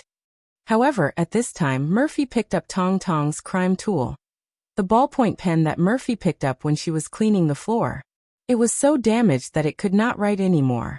Shishi was at a loss when she saw her mother's pen appear in her mother's hand. Then her father picked it up and looked at it carefully. A light flashed through the girl's eyes. She remembered. Shishi remembered what happened yesterday. What should she do? Shishi hesitated for a while and whispered to her father, "Papa, Papa, this is my pen." Yang looked at Shishi in surprise. Of course, he recognized that it was Shishi's pen. However, he didn't think about pursuing this matter. After all, little Momo had taken the pen from her sister herself. Yang didn't really care about it, even if she had picked up the pen that her sister had left behind on the ground. However, Cece still plucked up her courage and said weakly, "Papa, let me tell you. Yesterday, when I was doing my homework, my younger brother came to play with me. Then I gave my pen to him to play with, and he scratched the wall. Papa, don't be angry with your younger brother, okay?" It turned out that his sister was pleading for his little brother. Little Momo hugged her elder sister's waist and hid behind her. Although her elder sister had said a lot, little Momo still understood the last sentence. Her heart immediately felt supported and filled with happiness. He secretly poked his little head out and looked at his father. He wanted to see if his father would forgive him if his sister begged for mercy. Therefore, Tong Tong was surprised to see his father's face suddenly enlarged. Fortunately, there was a gentle smile on his father's face that made him feel at ease. Of course, Yang smiled at Shishi. He bent down and gently stroked Shishi's soft hair and said with a smile, "Papa did not say that he would be angry. Moreover, he did not intend to pursue the matter because of this pen. Since it has already happened, let's not hold on to too much negative energy.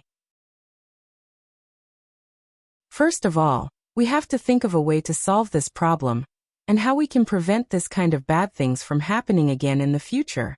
Shishi's anxious little heart calmed down. She nodded obediently at her father and smiled happily. Okay. Yang felt that the atmosphere was a little depressing. He stood up, clapped his hands, and said loudly, "Now Shishi, go and do your homework. Don't delay it. Mommy, you go and play too. Papa will think of a solution. We'll talk about it during dinner." After Yang finished speaking, he could not help but reach out and stroke Tong Tong's head. He shook his head and said with a smile, "You little troublemaker. Papa is not home and you're already being naughty. Don't do it again." Although his father didn't seem to be angry, little Fuqing had already heaved a sigh of relief. But at this moment he still didn't dare to look his father in the eye. After his father rubbed his head, he hurriedly hid behind his sister to avoid the wind and rain. Of course, Yang would not let Tong Tong off so easily. It was normal for children to be naughty when they were young. Naughty children had high IQ, but they needed proper guidance from their parents. If their parents did not teach them and only spoiled them, they would easily grow into naughty children in the future. However, his way of teaching was a little special. During dinner, Yang put food in Shishi and Tong Tong's bowl, and said with a smile, "Just now I asked Xionaire's father. There are too many people in his company who know about these things, so I got a very good suggestion from them." Shishi held her chopsticks and looked at her father attentively. Her big eyes were filled with curiosity. Tong Tong, on the other hand, was obsessed with the bright red boiled prawns on the table. His eyes were fixed on his mother, because she was helping him to peel the prawns. After peeling the prawns, she dipped the prawns in soy sauce and stuffed them into his mouth. With just a gentle bite, the tender prawns were chewed open. An indescribable freshness bloomed in his mouth. Delicious. Tong Tong was so excited that he shook his little hands. He did not pay attention to his father's words at all. Peel the prawns later. Let's talk about something first, Yang Yi said to Murphy. Tong Tong looked at his mother's hand reluctantly. Then he looked at the fresh prawns on the plate. Finally, he licked his lips and looked at his father. Yang Yi smiled and said, "On Saturday, I will use a very magical blackboard paint to repaint the wall that Momo destroyed. Not only will I repaint this wall, but I will also repaint the staircase and the walls facing the staircase." Pay attention. Why did I choose blackboard paint? Yang Yi deliberately kept them in suspense. Because. She wanted to answer, but she did not understand what her father meant by blackboard paint. Because after the blackboard paint, the walls will be like a blackboard. You can use it to write and draw. However, you must use the dust-free chalk that I will buy for you. Yang Yi smiled and said, "Don't worry. Just like Shishi's crayons, the chalk comes in many colors. When the time comes, both Shishi and Momo will be able to draw on our walls." That's right. Blackboard paint did have such benefits.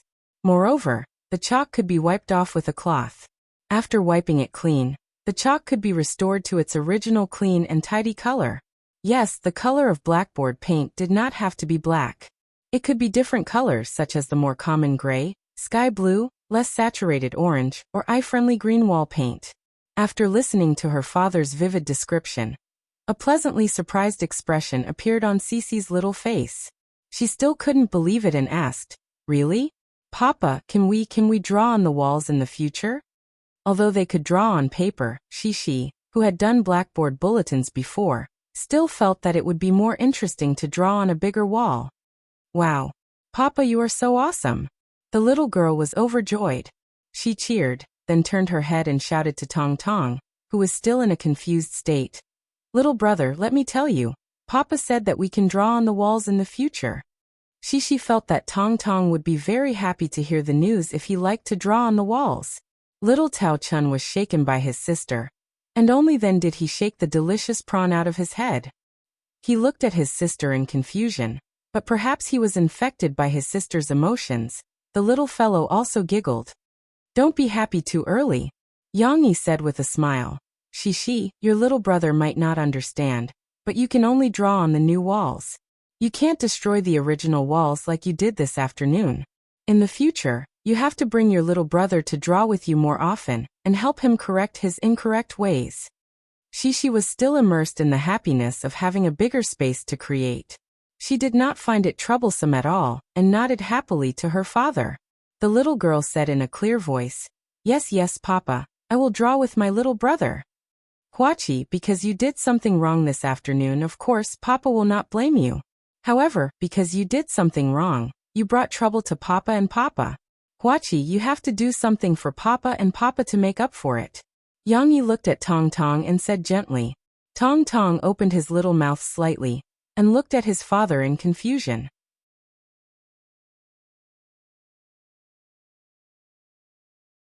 Chapter 12:15. It was Saturday. Perhaps it was because of the autumn rain yesterday, but the weather in Jiangqing was very good.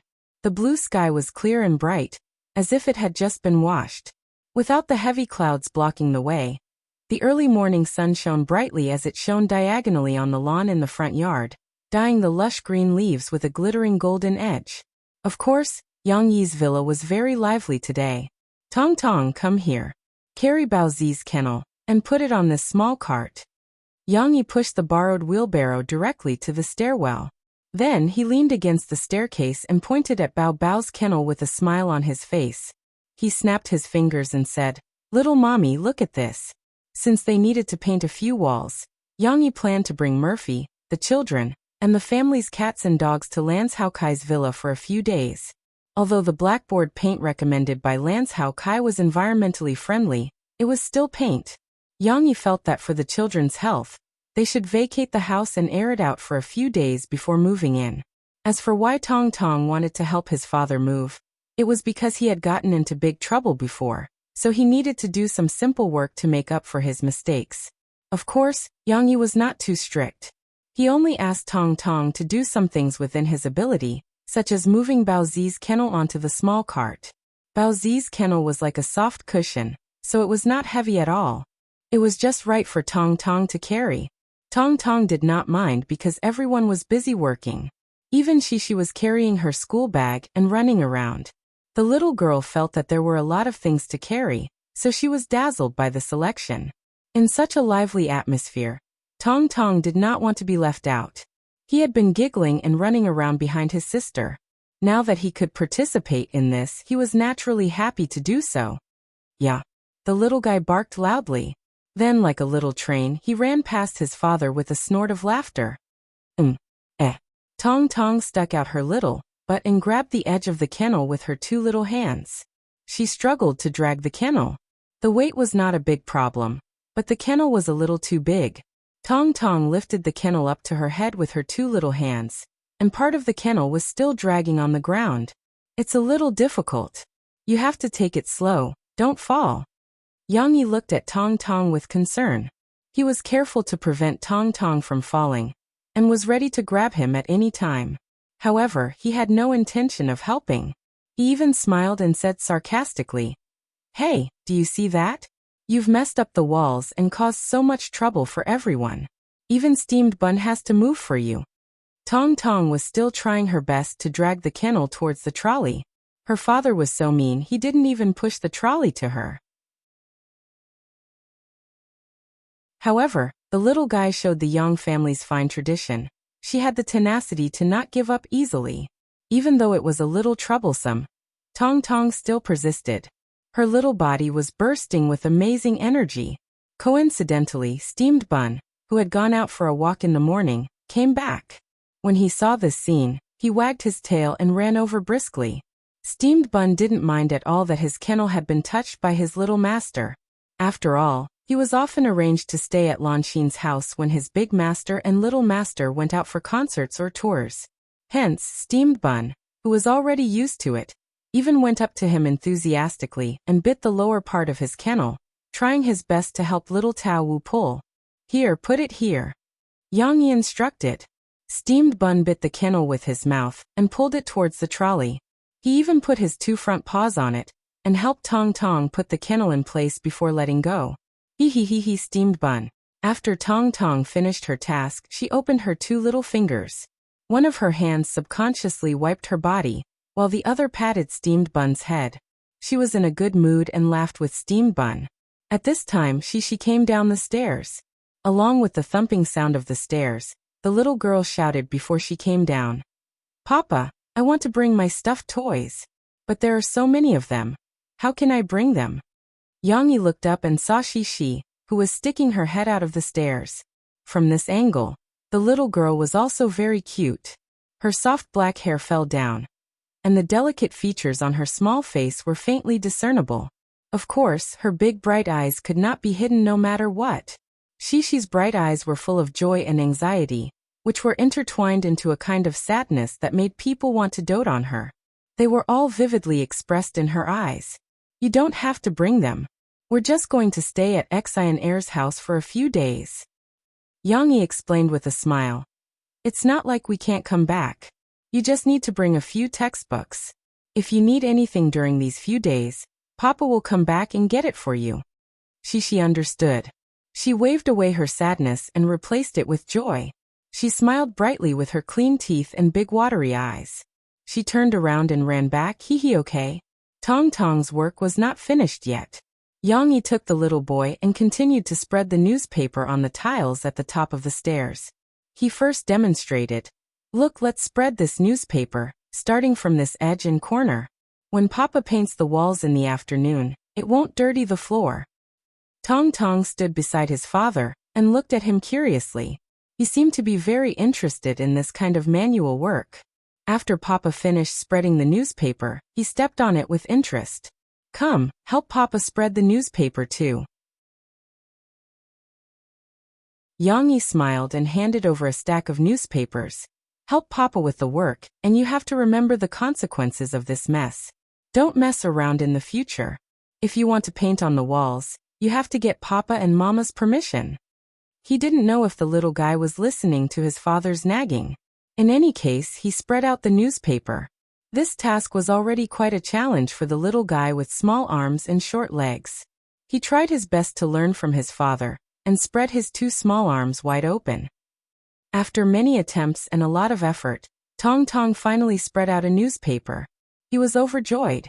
He put the spread newspaper on the floor, then turned around and ran to his father. He held his father's shoulder and said with a sense of accomplishment, "Papa, Papa, it's done." Yang Yi and Tong Tong spread the newspaper. Because he deliberately left a lot of space for Tong Tong to do, Murphy and Shishi had already packed their luggage, but Tong Tong still had some unfinished work. "Papa, let me help little brother." Shishi put her small school bag at the door and ran over enthusiastically. "No, this time little brother has to finish it himself." Yang Yi leaned against the stairs and smiled. "There are only 2 newspapers left. I'm almost done." However, when Tong Tong heard his sister's words, his enthusiasm suddenly disappeared. He even automatically ignored his father's attempts to stop him. The little boy raised his small head and looked at his sister with a big smile. He even grabbed a newspaper and stretched it towards his sister. He said with a strong sense of dependence, "Sister." Yang Yi didn't know whether to laugh or cry. He shook his head and was about to say something. However, at this time, Lan Xian's voice came from outside. The door of the courtyard was open, so she walked in directly. However, from afar Lan Xian couldn't wait to shout, "Papa Yang, Shishi, are you done yet? You want to come to our house for lunch?" Lan Xian had asked and said that the rice was ready. They were just waiting for Papa Yang to cook.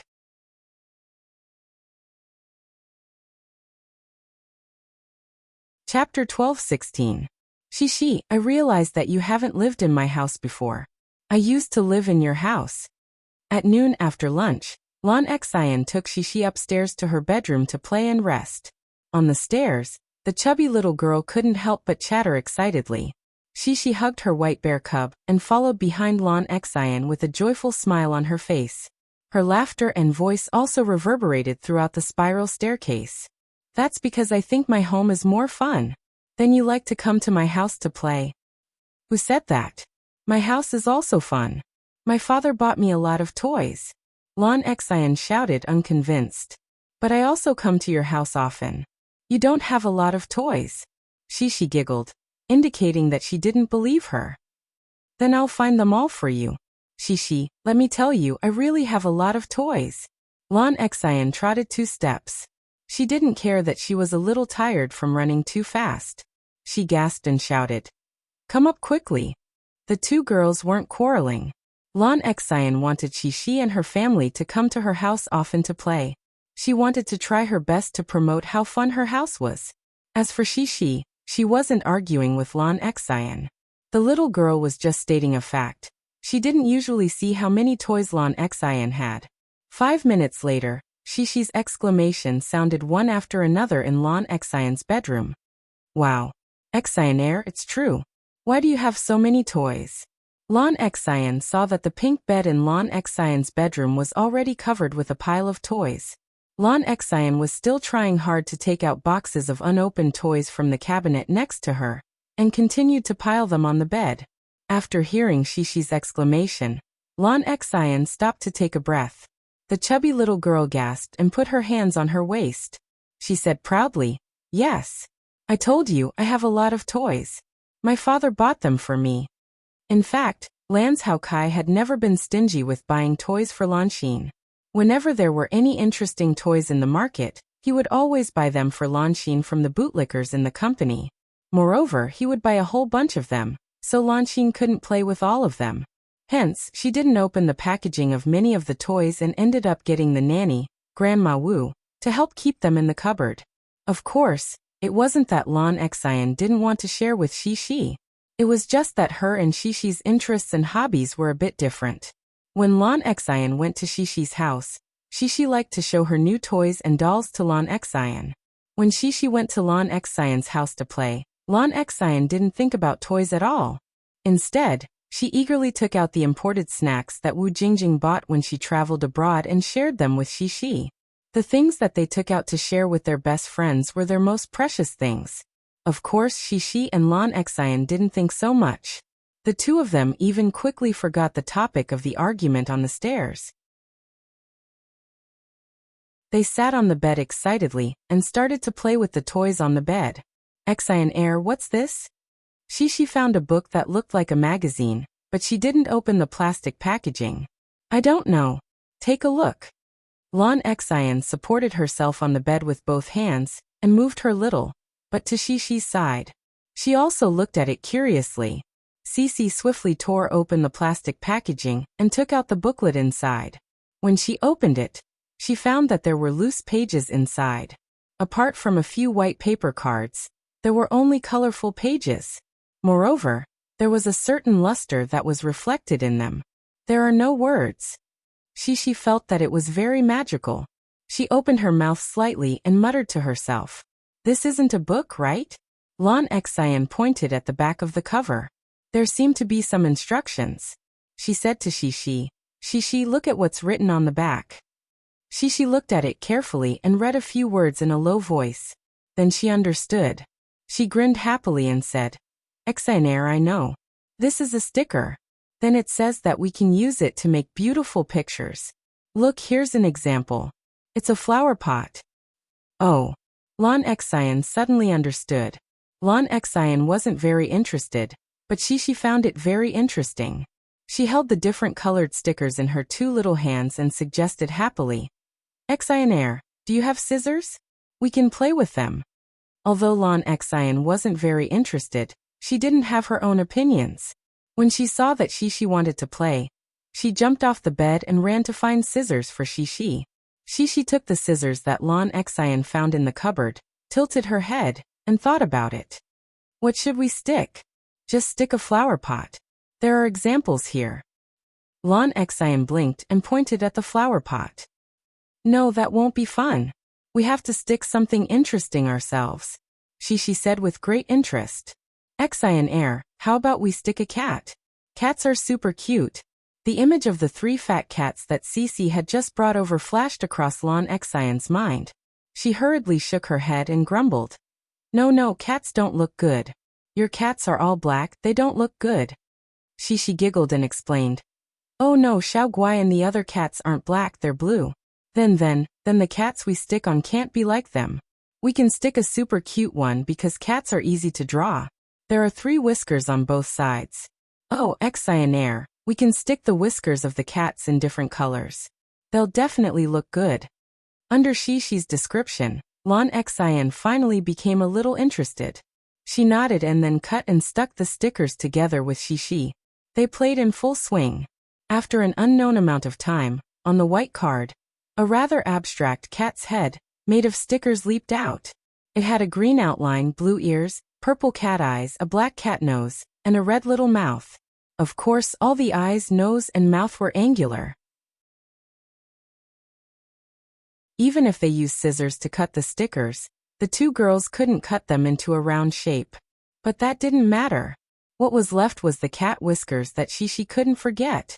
Air, let's stick on one side each, okay? Then the 3 whiskers have to be different colors.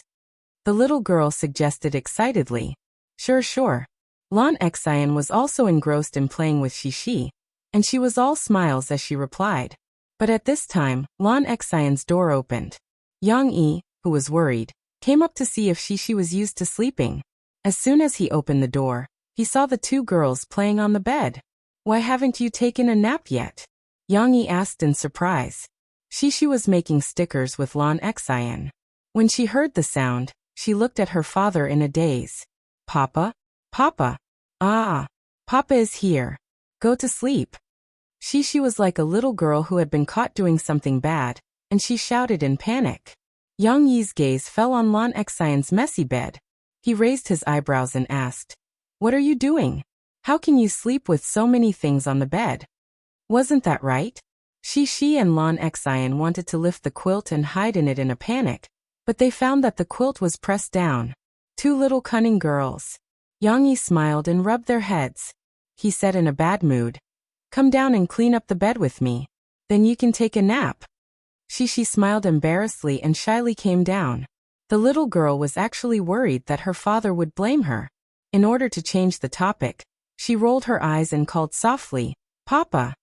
Look at the cat whiskers that Air and I put on. They are super cute. Do you have any?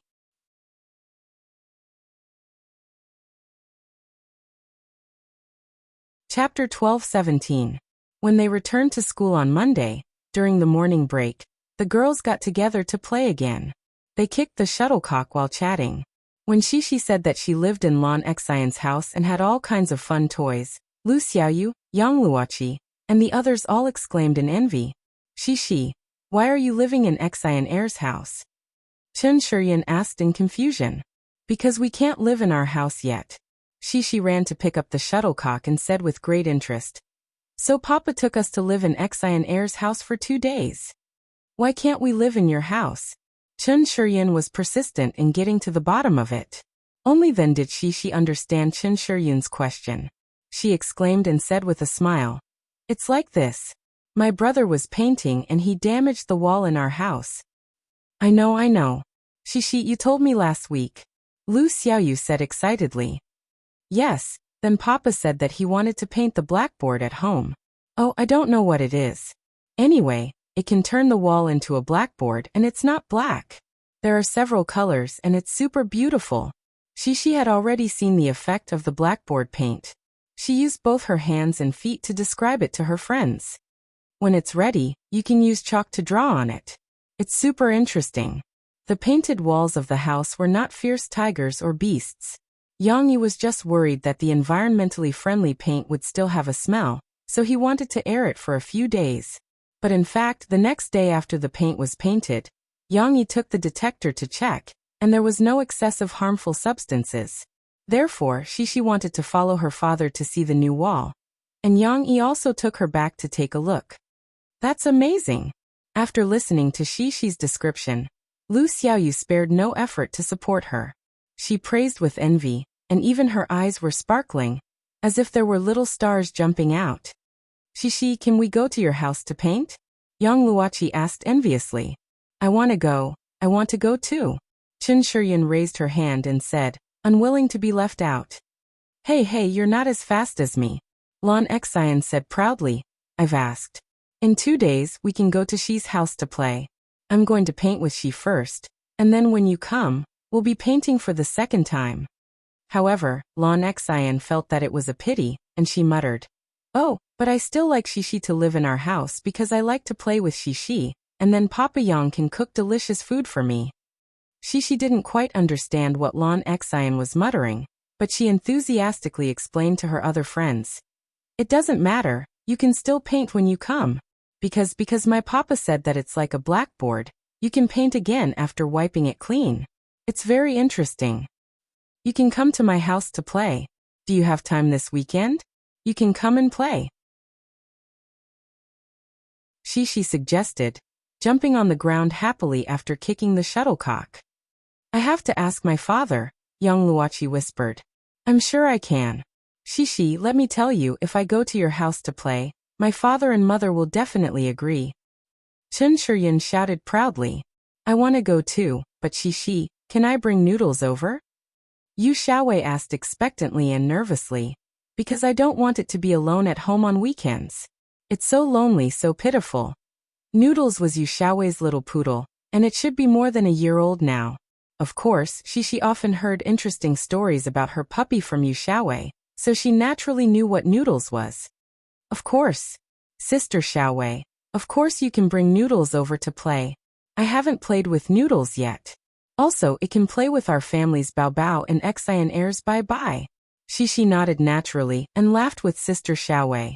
Yu Xiaowei's eyes curved into crescents as she smiled happily. She couldn't help but jump slightly. The girl, who was already in 4th grade, couldn't help but blush. She didn't know if it was because she was excited or because she felt a little embarrassed. Shishi's little friends decided to come to Shishi's house to play this Saturday. However, the week had just begun, and there was still a long way to go before the weekend, so the little guys had to wait patiently. As for Shishi, she could move back home on Wednesday. Although she couldn't participate in the process of moving, Shishi was looking forward to it, and finally, school ended in the evening. The little girl couldn't wait to get into her father's car, and asked nervously, Papa, are we going home now? Back to our home, not Xian Heir's home. After getting an affirmative answer from her father, the little girl was relieved and looked out of the window happily, looking forward to going home soon. The little girl, who was homesick, was so anxious that she didn't even have the mood to tell her father what had happened at school today. Lon Xian, on the other hand, asked Yang Yi eagerly, "Papa Yang, have you moved back home? So soon? Have you moved everything back? What about Bao Bao and the others? But where are you going to cook tonight? You can eat at home?" After confirming that Papa Yang was no longer living in her house, Lon Xian regretfully said, "Oh," and then the little girl looked out of the window with melancholy and quieted down with Shishi. However, after returning home, Shishi was in high spirits again. She unfastened her seatbelt and said excitedly to Lon Xian, "Xian, do you want to come to my house to have a look? There are new walls, and we can draw together." Lon Xian was eagerly waiting for Shishi's invitation. Hearing this, she hurriedly nodded her head overjoyed and said, Okay. How could Yang Yi not see through Lon Xian's thoughts? He laughed and deliberately teased her, asking, "Xian, don't you want to go home and do your homework? I'll do my homework with Shishi." "I can do my homework at your house," Lon Xian replied wittily. "But don't you want to draw with Shishi? If you draw and do your homework, how can you make it home in time for dinner?" Yang Yi held back his laughter and continued to ask. Shishi giggled. Before getting out of the car, she suggested for her little friend, "Xian can eat at our house." "Yes, I'll call Mom and tell her." Lon Xian looked at Papa Yang nervously as she spoke carefully. Her heart was in a mess, and she was afraid that Papa Yang would disagree. "What about tonight?" "Tonight, Shishi is going to learn to play the piano. She hasn't learned for a long time. Xian, do you want to come and learn with us?" Yang Yi was actually very willing to invite Lon Xian to his house for a meal, but he was deliberately teasing, making things difficult, the little foodie. The expression on Lon Xian's little face was wonderful. She was unwilling, tangled, and distressed. Finally, she pouted her little mouth and said unhappily, "Then okay. Not bad, not bad." Yang Yi rubbed Lon Xian's little head and said proudly, "You love to study so much. Your mom will definitely agree to let you stay here and play with Shishi. Go and play. Have fun." How could Lon Xian be happy? However, after she got out of the car, she felt relieved. No matter what happened tonight, she would go and play and eat happily with Shishi. So the little fat girl ran again and shouted loudly, "Shishi, wait for me."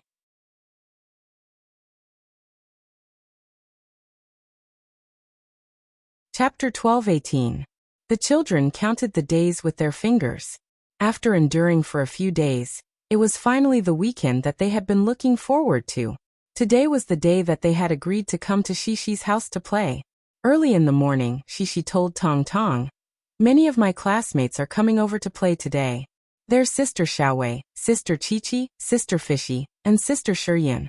Oh, and also Brother Nan Zhaoyu."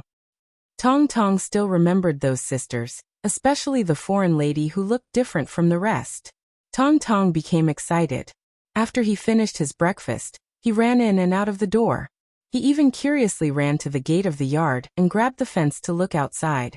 After looking for a while, he pouted in confusion and ran back. He stammered, "Sister, then she's still. The little guy's vocabulary was too limited. Fortunately, Shishi could understand Tong Tong's meaning. She smiled and explained, "Oh, they're not that fast. They'll be here in a while." Tong Tong opened his mouth and looked at his sister for a while. After a while, he stuck out his tongue and mimicked his sister, Stay, come." Fortunately, the other children were also eager to come to Shishi's house. Thus, when it was just past 9 o'clock, they all arrived one after another at Shishi's house. Lu Xiaoyu and Yang Luoqi were the first to arrive. Then Chen Shiyin and Nan Zhaoyu came together because they lived close to each other. When Lon Xian heard the news, she also came to gather with everyone. Yu Xiaowei was the last to arrive. She usually came early, but today was different. She had brought noodles with her, so it was troublesome for her to leave the house. After a while, she became the slowest to arrive. "Wow. Sister Xiaowei, your puppy is so small." Noodles appeared in front of everyone for the first time. The cute little toy poodle with red curly hair suddenly became the center of attention. Sister Xiaowei, can I touch it? Shishi, Lan Xian, and the others surrounded it excitedly, chirping. Even Shishi, who likes small animals, squatted down and looked at it carefully. Sure. Yu Xiaowei was holding the dog leash.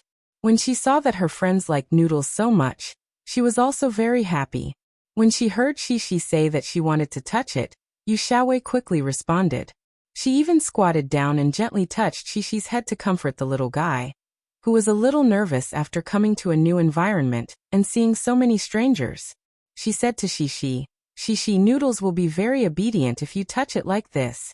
Shishi was actually still a little scared, so she touched it tentatively. Noodles stuck out its little tongue and raised its head. It used its little black nose to nudge Shishi's hand.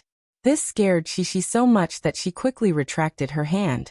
However, when she saw the innocent light in Noodles' eyes, which were like two inlaid black gems, she was relieved. Hee hee. Sister Xiaowei, it's really small. When Steamed Bun was little, it was already this big. Shishi said to Yu Xiaowei. Yes. Yu Xiaowei quickly explained to Shishi. I heard from others that Noodles is this big because it's a very small dog, and it's also more than a year old. After Shishi touched it, the other girls also reached out their hands and touched the little toy poodle with curiosity and love. Nan Jiaoyu didn't dare to touch it because he saw the white, sharp teeth of the Noodles when it opened its mouth. He was a little scared, but he still looked at it from the side with fear and love. Moreover, he still excitedly shared his discovery with his friends. Look, the Noodle's hair is curly. Oh right. I forgot about it. Cece exclaimed in surprise. Curly hair looks good. Our Bai Bai and Shishi's Steamed Bun have straight hair. Lan Xian also commented. But I think Bai Bai's hair looks better. Indeed, how many dogs have better hair than the Samoyed? Chun Shiryan shouted. Xian, or why didn't you bring your family's Bai Bai over to play? It's so fun to play with 3 dogs. Okay then. I'll bring Bai Bai here now. Lan Xian stood up. Nan Jiaoyu wanted to work hard to increase his presence, so he couldn't help but interrupt. That's Sister Xiaowei. Have you permed the Noodles before? My mother's hair has also been permed, and then it became curly. No. Yu Xiaowei could still understand Nan Jiaoyu's meaning. She giggled and said, Noodles' hair has always been curly. It's been like this since it was very young. It's because of its curly hair that I call it Noodles. Haha, Noodles and Steamed Bun, these 2 names are so interesting. Chun Shiryan belatedly laughed. Speaking of Steamed Bun arrived. Steamed Bun was originally playing in the backyard. Perhaps it heard the noise, so it ran around in a circle and wagged its tail beside Shishi. Of course, its gaze finally fell on Noodles. Why is there another dog? Steamed Bun didn't know if it was worried that its position would be replaced or something else, but it kept circling around Shishi. It even bared its teeth at Noodles, trying to scare it. Teddy was a very brave dog. Even though Steamed Bun was several times bigger than it, it was still fearless. It got up from the ground and barked twice at Steamed Bun's head. Steamed Bun was stunned. It didn't expect this little thing to not be afraid of it. Steamed Bun, Noodles is a guest. Shishi was worried that they would fight, so she quickly hugged Steamed Bun's neck and comforted him. You can't fight. Steamed Bun obviously wouldn't argue with this little dog. Moreover, there were so many guests at home today. The smart Steamed Bun knew that he couldn't be fierce to the guests. Moreover, Steamed Bun, who was hugged by its little master, immediately glanced at the little dog proudly. It wagged its tail vigorously and licked its little master's face to please her. Hee hee, Steamed Bun, stop licking me. Shishi shrunk her head back and laughed happily while pushing Steamed Bun's head. Steamed Bun was elated. Its proud little eyes seemed to say, that's right, that's right. How can this little thing be prettier than me? Its hair is red. How can it be as pure as my golden hair? Its body isn't good either. It's too weak to stand up to the wind. One push and it will fall over. Also, is its tail wagging prettier than mine? However, Noodles was a little interested in Steamed Bun. It even dared to tease an Alaskan Malamute. How bold! After Steamed Bun ignored it, Noodles excitedly came over and jumped up and down, wanting to play with Steamed Bun. Steamed Bun circled around the crowd to prevent Noodles from catching up. After running 2 steps, he turned his head and glanced back proudly. Hee hee, they're having a lot of fun. She saw that the atmosphere between Steamed Bun and Noodles wasn't as tense as before. In fact, it seemed a little joyful. She relaxed and happily said to her friends. At this time, Tong Tong finally confirmed that the foreign girl he was looking forward to wasn't going to appear. He regretfully withdrew his gaze from the door. However, even if the foreign girl was gone, there were other sisters. Tong Tong happily ran over to Yu Xiaowei, who he liked very much and had a super gentle personality. He happily stuffed his little hand into Yu Xiaowei's, wanting her to hold his hand and walk with him. Tong Tong still remembered that Yu Xiaowei had accompanied him downstairs to play alone.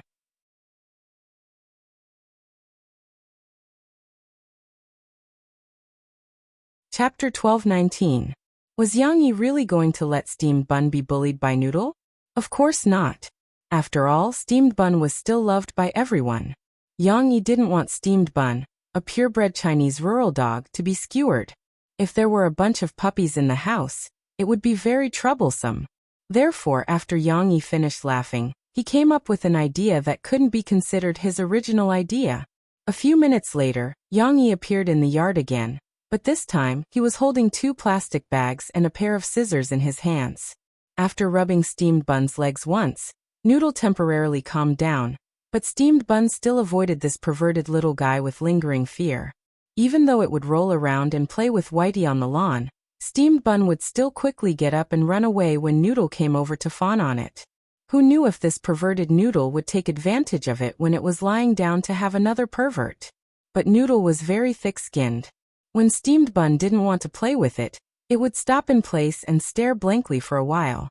Soon, it would forget about the past and shamelessly walk over. Seeing this, Yang Yi smiled, squatted down, and waved at Steamed Bun.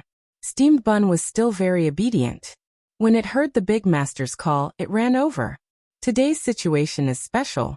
Why do I have to put on diapers for you? You understand, right? Yang Yi rubbed Steamed Bun's head and laughed. Steamed Bun obviously didn't understand. It just wagged its tail and sniffed the plastic bag in its master's hand. The smell is a bit familiar. Of course it's familiar. Yang Yi just went back and rummaged through the cupboard. He found the remaining diapers from Tong Tong and took out 2 bags. I'll put one on you first, but wait.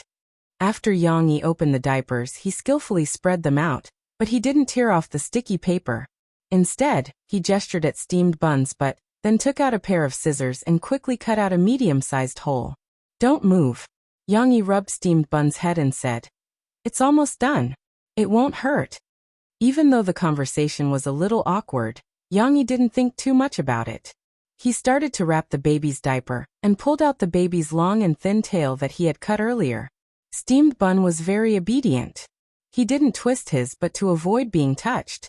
Instead, he stood there obediently without moving.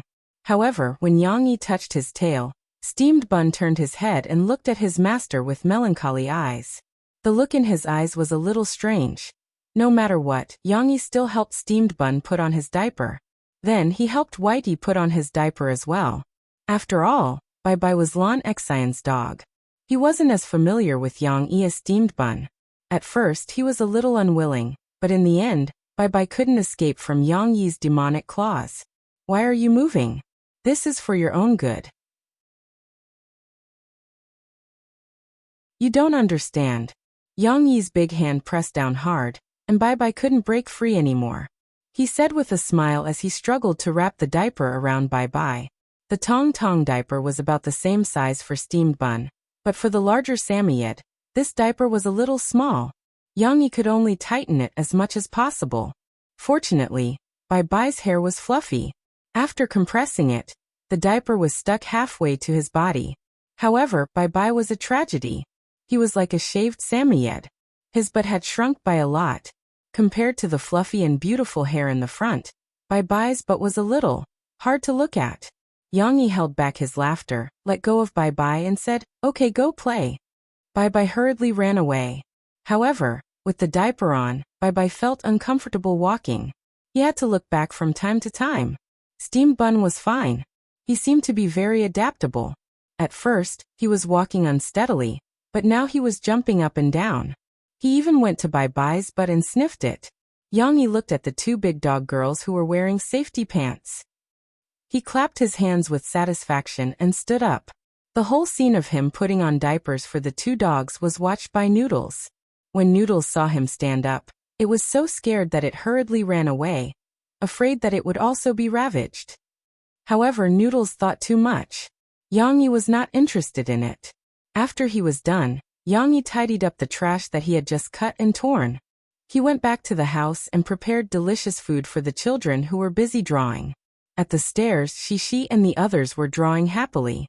In fact, not every child liked to draw, and not every child was good at drawing. For example, Shishi and Yu Xiaowei had taken drawing classes. Even if they were drawing with chalk, they had unique ideas and could draw very delicate and beautiful drawings. However, for Chen Shiyin and Lu Xiaoyu, they had no talent or interest in drawing. They could only follow their friends and draw simple flowers, suns, and so on. But it didn't matter. Whether the painting looked good or not was another matter. What made the little ones happy was the feeling of being able to paint with so many good friends. Wow, Xinair, what are you drawing? It's like a football. Hee, it's a watermelon. I didn't know what to draw at first, but after I ate the watermelon just now, I thought, why don't I draw a big watermelon? Look, I'm drawing the pattern on the watermelon skin.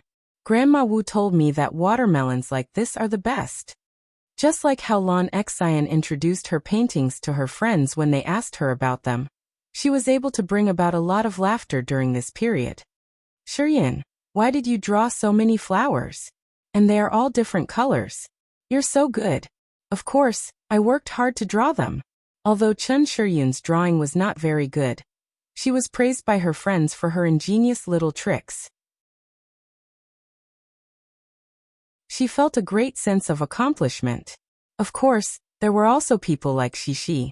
She could almost never finish drawing her own drawings because Lu Xiaoyu, Nan Zhaoyu, and other friends always asked Shishi for help. Shishi, help me take a look. How do I draw this? How do I draw this? Lu Xiaoyu's calls came one after another. Coming. Hee. Shishi's response was always full of enthusiasm. Of course, Yu Xiaowei could not draw well because there was a little boy beside her who wanted to join in the fun. Tong Tong did not think that he was causing trouble. He held the different colored chalks enthusiastically and stood on his tiptoes to help Sister Xiaowei draw. In the end, he always messed up Sister Xiaowei's drawing. Fortunately, Yu Xiaowei did not mind. When Tong Tong came over, she was very concerned and moved aside to make room for Tong Tong. Lan Xian did not know how long they played, but she felt a little bored. She put down the chalk and ran to the kitchen. She used the excuse of washing her hands to see what delicious food Papa Yang was making. Hungry? Try some of these soda biscuits that have already been made. Later, when Papa Yang finishes making the pudding and sugar, he'll give them to you, Yang said with a smile. Candies? Lan Xian went over to take a look. When she saw crushed peanuts, glutinous rice balls, and so on, she immediately danced with joy. Well, this is it. This is super delicious. Then I'll come back later. Wait for 10 minutes. Yang said with a smile. Lan Xian happily took the 2 biscuits and walked out of the kitchen. However, she did not go back to draw. Instead, she ate the biscuits and walked around to the door. When she saw the scene in front of her, she cried out in surprise. Wow! Shishi. Steamed Bun is in trouble. He stole Mommy's pants to wear. Lan Xian's loud voice resounded through the entire house.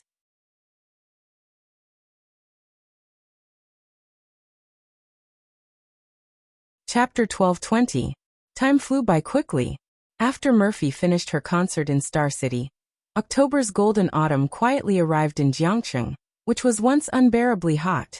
Or perhaps the continuous autumn rain sounded the horn of climate change.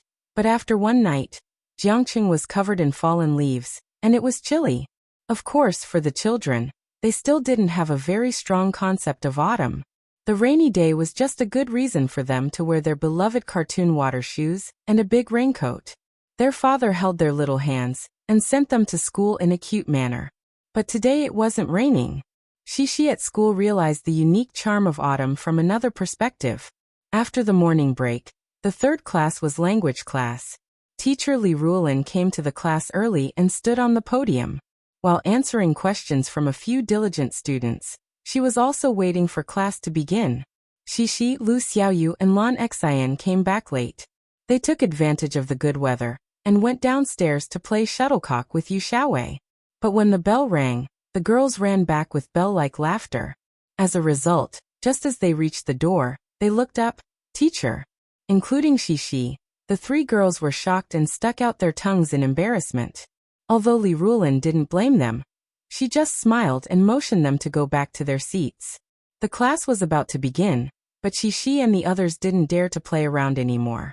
They all ran back to their seats. In contrast, Xixi and Lan Xian were well behaved. At least, they came back before class. Behind them, there were other children who came back one after another. Jiang Chen was the last to come back. He rushed in from the outside 3 to 4 minutes after the bell rang. Not only that, but this guy didn't feel embarrassed about being late. When he rushed in and saw Li Ruolin standing on the podium, he excitedly reported to Li Ruolin. Teacher, Teacher Chen from the 9th class just took them to see the osmanthus flowers after class. I heard that the osmanthus flowers in the school bloomed. It's beautiful. Jiang Chen danced as he described. Excitement and anticipation were written all over his face. Perhaps it was the charm of the osmanthus flower, or perhaps it was a wonderful thing to have a teacher take the students to explore the outdoors. After listening to Jiang Chen's description, Li Ruolin didn't say anything, but the other children in the classroom couldn't help but exclaim in admiration. When Li Ruolin saw this, she waved her hand and smiled. Then let's hurry up and go to class. Later, let's go see the osmanthus flowers 10 minutes before class ends, okay? Wow. At this moment, the children in the class cheered even more enthusiastically. Even Xixi was the same. The little girl clapped her hands excitedly, looked at the teacher with a longing expression, and cheered with her classmates. But this can also be considered a small teaching task. After you're done appreciating the osmanthus flowers, you have to remember your feelings and write it down in your diary tonight. I will check it. Li Ruolin smiled. So what? When the children thought that they could do outdoor activities during class and see the beautiful and fragrant osmanthus flowers, they no longer cared about this little homework.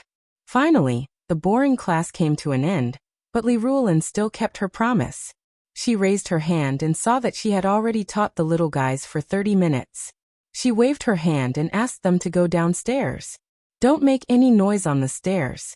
If anyone talks too loudly, they can't go see the osmanthus flowers with everyone.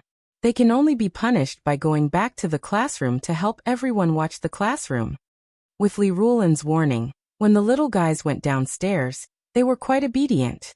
Although they were exuberant, only their eyes were smiling. The large group of children only had a few whispers left as they went downstairs in low spirits. Of course, the naughty boys still made a little noise.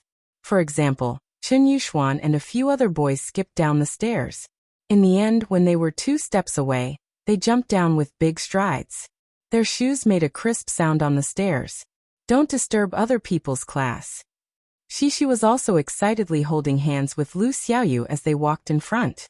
When she saw the boys making so much noise, she couldn't help but call out softly.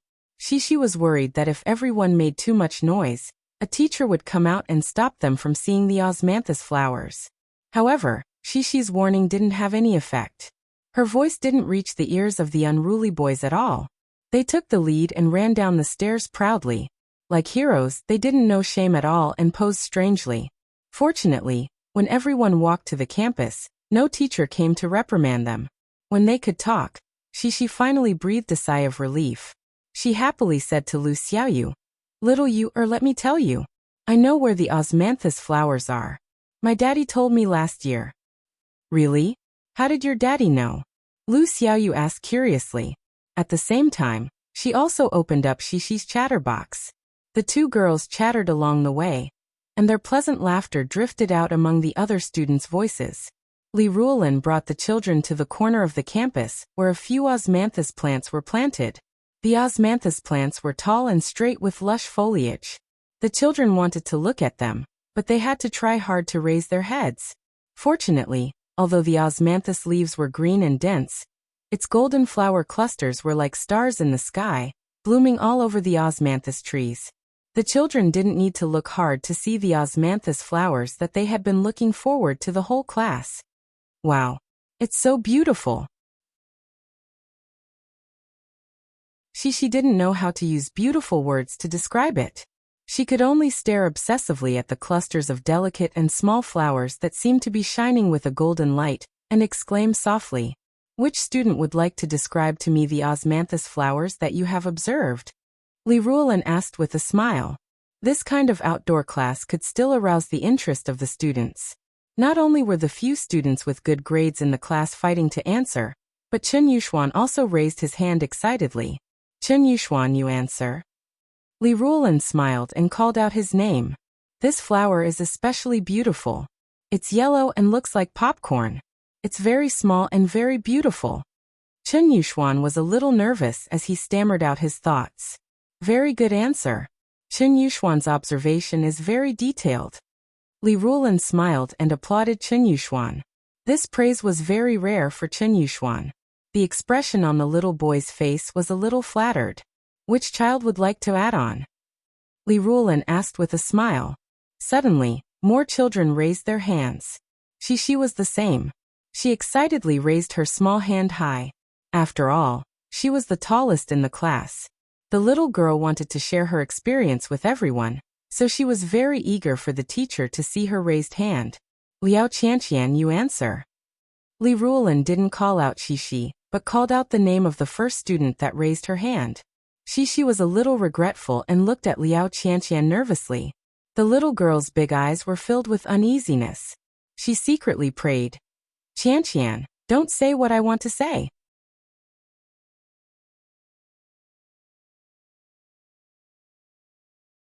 Chapter 12:21. Under Xixi worried gaze, Liao Qianqian said to Teacher Li, "Teacher, osmanthus flowers have 4 petals." "That's not my answer." Xixi regained her joyful expression. Moreover, the little girl began to secretly muster up a burst of energy. She moved stealthily with small steps. She wanted to stand right in front of the teacher. This way, she would be able to seize the opportunity to answer first later. On Li Ruolin's side, she was a little surprised as she praised Liao Qianqian. "Qianqian, your observation is very detailed. Osmanthus flowers are so tall, and you can see that they have 4 petals. Not bad." "Because I have an osmanthus flower." Liao Qianqian giggled as she fidgeted for a moment before she stretched out her hidden right hand from behind her back and opened it for the teacher to see. An osmanthus flower the size of a grain of rice was quietly lying on it. Wow! Seeing this scene, the girls surrounding Liao Qianqian all exclaimed in surprise. Lu Xiaoyu also abandoned Xixi and couldn't help but go over and put her hands on the shoulders of the student in front of her. She stared at the osmanthus flower with undisguised envy in her eyes. At this moment, class monitor Chao Ruolin's agitated voice rang from the side. "How can you pluck the flower? Liao Qianqian, it's wrong for you to pluck the flower. The flower is so beautiful, we can't destroy it. Otherwise, no one will be able to see it." Actually, Chao Ruolin's intentions were good. This little girl was very upright and did things enthusiastically. But sometimes she couldn't accept even a grain of sand in her eyes and spoke bluntly. This kind of inappropriate reprimand would often appear, which made it difficult for the other children to have a good impression of her. Liao Qianqian was unconvinced and felt wronged as she pouted her lips. She clenched her hands as if she was afraid that someone would snatch her osmanthus flower away, and retracted her little fist into her arms as she shouted to Chao Ruolin. "Who said I plucked the flower? I picked it up from the ground. The flower fell down by itself." It's okay. Flowers that fall from the ground can be picked up because if we don't pick them up, they will be treated as trash and swept away." Li Ruolin quickly smiled and comforted her. "But the class leader is right. We have to remember to protect nature. When we admire the osmanthus flowers, we can't reach out and destroy their beauty." Chao Ruolin also felt that she had said something wrong. She scratched her head embarrassedly, but the little girl had her own pride and had no intention of apologizing. Liao Qianqian glared at her angrily, and was no longer willing to take out the osmanthus flowers for her to see. The teacher's mediation and consolation did not affect the other students. Instead, Liao Qianqian's words had inspired them. That's right. The osmanthus flowers on the tree were too tall to be picked. They could only look at them from afar. However, there were some osmanthus flowers on the ground that had been blown down by the wind. These were within reach. The children who liked these little golden flowers couldn't help but lower their heads to look for them. Shishi didn't look for him. She waited for a while and finally couldn't help but whisper to the teacher. Teacher, teacher. Yangshi, what's wrong? Li Ruolin asked with a smile. I have another discovery. Can I share it with everyone? Shishi looked at the teacher expectantly. Sure. Li Ruolin smiled. You tell us. The little girl who finally got what she wanted had a smile as bright as the osmanthus flowers. She raised her voice and said happily, Yes, yes. That's right. Teacher, I realized that the osmanthus flowers are very fragrant. Smell it. Wow, it's so fragrant. Shishi said as she sniffed hard with her little nose. Then, her little face was filled with an intoxicated expression. Shishi wasn't acting. It was really fragrant. This was because the osmanthus flowers on the tree had all bloomed. They were like fine golden grains hanging on the tree. Under the warm morning sun, the osmanthus flowers emitted a refreshing fragrance. The fragrance of so many flowers diffused and gathered, making it seem extra rich. If one sniffed hard, they would feel as if their entire body was surrounded by the osmanthus fragrance. It was an intoxicating feeling. Even smelling the fragrance of the osmanthus flowers, Shishi didn't want to continue describing it. Her intoxicated appearance had already had an effect. Many children were infected by her. They didn't even lower their heads to look for the scattered osmanthus flowers on the ground. Instead, they imitated Shishi and raised their heads to take a deep breath. Looking at the golden flowers swaying gently in the breeze, the little girl's eyes couldn't help but become infatuated. In the evening, when Shishi saw her father, she was carefully holding something wrapped in her handkerchief. Of course, the little girl was in a good mood. She couldn't wait to run to her father's side and said, Papa, guess what this is? How could he guess?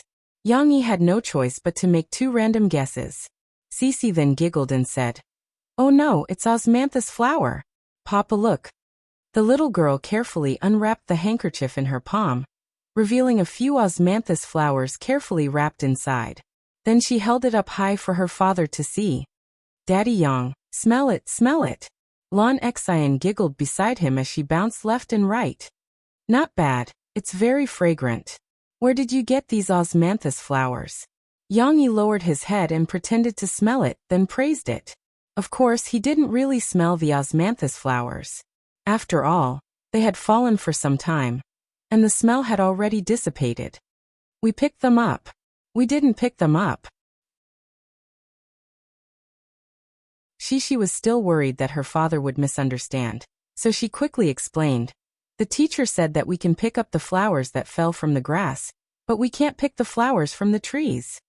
Sitting in the car, the little girl chatted with Lan Xian and told her father that their teacher had taken them to see the osmanthus flowers today. After that, Shishi still said, Papa, the osmanthus flowers on the tree are even more beautiful. But you didn't see them. When the car stopped at the intersection and waited for the red light, Shishi came up and shouted, Papa, don't move. When Yang Yi wanted to turn his head to see what she was doing, Lan Xian also helped to shout, Don't move, because it will fall. Yang Yi saw that there was still nearly a minute to wait for the red light, so he smiled and didn't move. But he could see from the center rear-view mirror that Shishi had taken out an osmanthus flower from her handkerchief and was attentively putting it on her father's temple. Was she adding a headdress for herself? Yang Yi didn't know whether to laugh or cry, but he didn't stop her. He just sat there and let Shishi do what she wanted. Will it fall? Lan Xian asked worriedly. Shishi tried hard to put the flower between Yang Yi's hair and ears. Fortunately, Yang Yi's hair had grown a little longer recently, and the hard stubble of his hair could hold the flower. It should be fine. It won't fall, right? Shishi withdrew her hand and looked at it for a while, then said happily, Papa, look, is it beautiful? Yang Yi helplessly looked at the rearview mirror and said against his will, Well, it's very beautiful. Shishi didn't hear her father's inner struggle. She felt a little regretful and said, "Oh, I don't think it's the most beautiful, because there are too few flowers. It would be more beautiful if there were more flowers." Cough, cough, no need. Shishi, sit down and fasten your seatbelt. We're going to drive. Yang said quickly. After Shishi sat back, she continued to explain. Because there are 2 left, I didn't pick up many. These 2 are for mom and brother. She wanted to make mom and brother beautiful.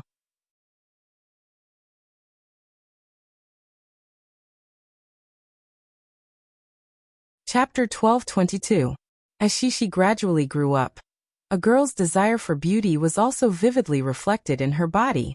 Of course, Shishi's desire for beauty was not limited to wearing beautiful clothes and tying up beautiful hair. She was also willing to dress up beautifully in everything in life. To Shishi, using osmanthus flowers to make a head ornament for her father was just a small experiment for her. At home, the one that received the most special treatment from Shishi was none other than the Theodore grand piano in the side hall. It was not as simple as Shishi and Tong Tong putting their own dolls and toys on it after it was bought back at the beginning. In the past half a month, Shishi had put some cartoon stickers on the piano one after another. Some were asked by Shishi from Lan Xian, and some were found in books by Shishi herself. For example, the children's magazine that Yang Yi subscribed to for Shishi was newly published by Sahara Publishing in recent months. It was a fun, informative, and educational children's magazine. In its packaging, there were often some very delicate paper molds or some very interesting, and had a certain promotional effect, cartoon stickers. When Shishi put the stickers on for the first time, Yang Yi was a little depressed. After all, the original black paint of the piano was very pure and almost flawless. However, with the cartoon stickers, it was like a beautiful woman with a Peppa Pig tattoo on her white and clean arm. It suddenly made people feel that the high-end and stable temperament of the piano was gone. However, Shishi had already put the stickers on. If he were to forcefully scratch them off, not only would he disappoint Shishi, but he might also scratch the original paint. Therefore, Yang Yi could only turn a blind eye. In the end, Shishi put a little too much stickers on the piano, and the piano became more and more cute. The girl's heart was full, and Yang Yi felt that it was easier to accept. However, when Yang Yi heard that Shishi wanted to go back and use the osmanthus flowers to make a head ornament for Tong Tong, he could not sit still. Ahem, Shishi, do you know what other uses this osmanthus flowers have? Yang Yi smiled and changed the topic. I don't know. Papa, what other uses are there? Shishi asked curiously. Yang Yi said slowly, osmanthus flowers have a very long history in our country, especially in our generation in Jiangnan. It has been loved for a long time, not only because it looks good and smells good, but also because it can be used to make osmanthus tea or osmanthus cakes. Therefore, it has the use to eat. It can be eaten? Cece murmured to her father in surprise, and then lowered her head to look at the 2 small osmanthus flowers in her handkerchief. Can these osmanthus flowers be eaten? Lan Xian had been listening curiously. When she heard osmanthus cakes, she blinked and said doubtfully, Hey, I think I've eaten osmanthus cakes before. She had an impression of the name. Yang Yi said with a smile. The method of making osmanthus cakes is very simple. You can use glutinous rice flour or chestnut powder. The osmanthus cakes made from glutinous rice flour are more sticky. They taste like glutinous rice paste, glutinous rice balls, and pumpkin cakes. Sprinkled with sugar and osmanthus, this osmanthus cake is soft, fragrant, and delicious. But the osmanthus cakes made from chestnut powder are a little different. The cakes made from chestnut powder are a bit like jelly, and they have a chewy feeling when you bite them.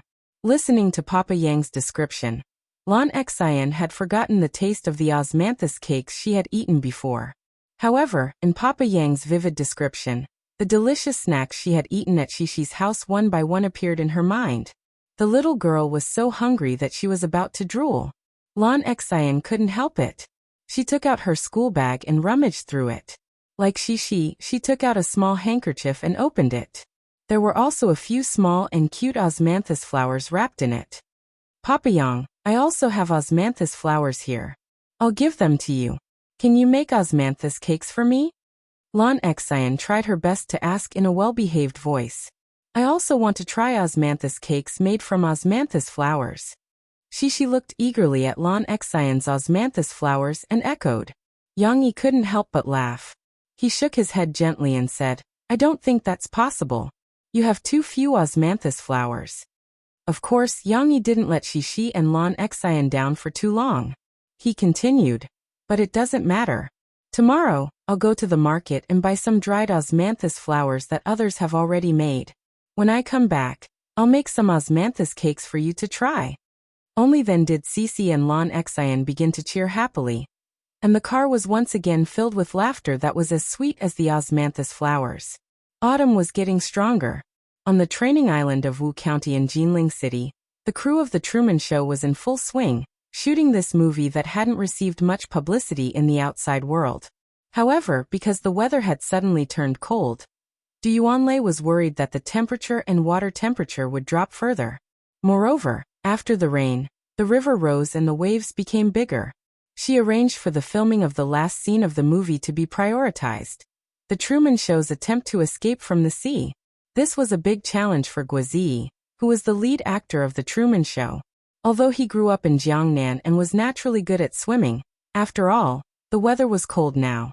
Filming on the river and in the river was really a torturous thing. That morning, Guo faced an even bigger challenge. Everyone came to the shore early. Taking advantage of the fact that it didn't rain last night and the weather was still good, they prepared to shoot the scene where the Truman Show was suppressed by the show's storm technology at sea. In the scene, the Truman Show had to struggle on the surface of the sea in the storm, hugging the side of the sailboat. In reality, Guo was soaking in the cold river at around 4 o'clock. Facing the rain and big waves from the prop boats next to him, he tried his best to act as if he was struggling in despair. Although the water here was not deep and there were lifeguards swimming around at any time, so the possibility of danger was not high. But seeing Guo's face turn blue from the cold, still being sprayed and slapped by the waves, and seeing him holding onto the side of the sailboat and being sprayed all over the place, Ding Xiang, who was standing next to everyone on the filming boat, had a terrible, nervous, and worried look on her face. Ding Xiang, who grew up in the mountains, was a little seasick. In the morning, she vomited a few times, so naturally, she looked terrible. However, she was still worried about Guo. She took seasickness medicine and insisted on coming along. Cut. Xiaoguo, come up and rest first. We'll reshoot this scene later. Du Yuanlei waved the red flag, signaling for the prop boat's water gun to stop. Then she walked to the side of the boat and shouted to Guo. Guo broke free from the lifeguard who wanted to help him.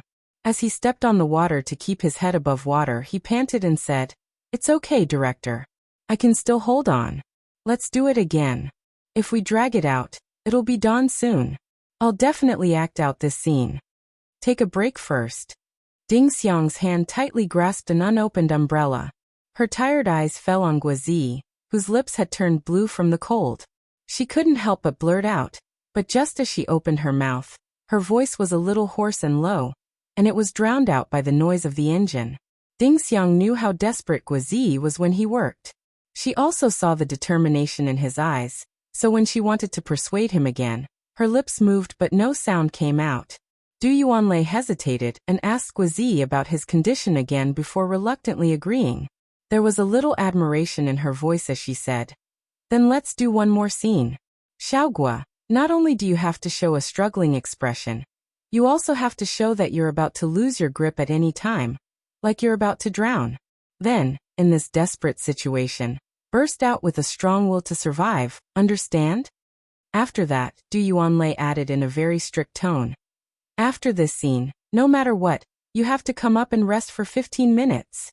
Guo nodded, and the lifeguard left his side. The prop boat's water gun began to spray again. Fortunately, Guo was indeed tired this time. He first plunged his body into the water and immersed himself in Truman's thoughts and situation. The hidden fatigue in his body burst out. He floated up and struggled with his hands and feet. On the filming boat, everyone stood up nervously and looked at Guo, because this scene looked like he was about to drown. Even the lifeguard could not help but move a little not far away. Ding Xiang staggered and wanted to stand up. Long and I quickly supported her, but Ding Xiang's gaze only fell on Guozi. She did not cry, but only supported her body with determination. She bit her lips so hard that they were about to bleed. However, Guozi was still swimming. In the end, he screamed desperately and grabbed the rope of the sailboat's side in the wind and waves. Guozi's head surfaced from the water. It was not obvious that he was acting. He was shivering from the cold, and even his breathing was shaking. He struggled, grabbed the fallen sail, and climbed up. Cut. This scene is done.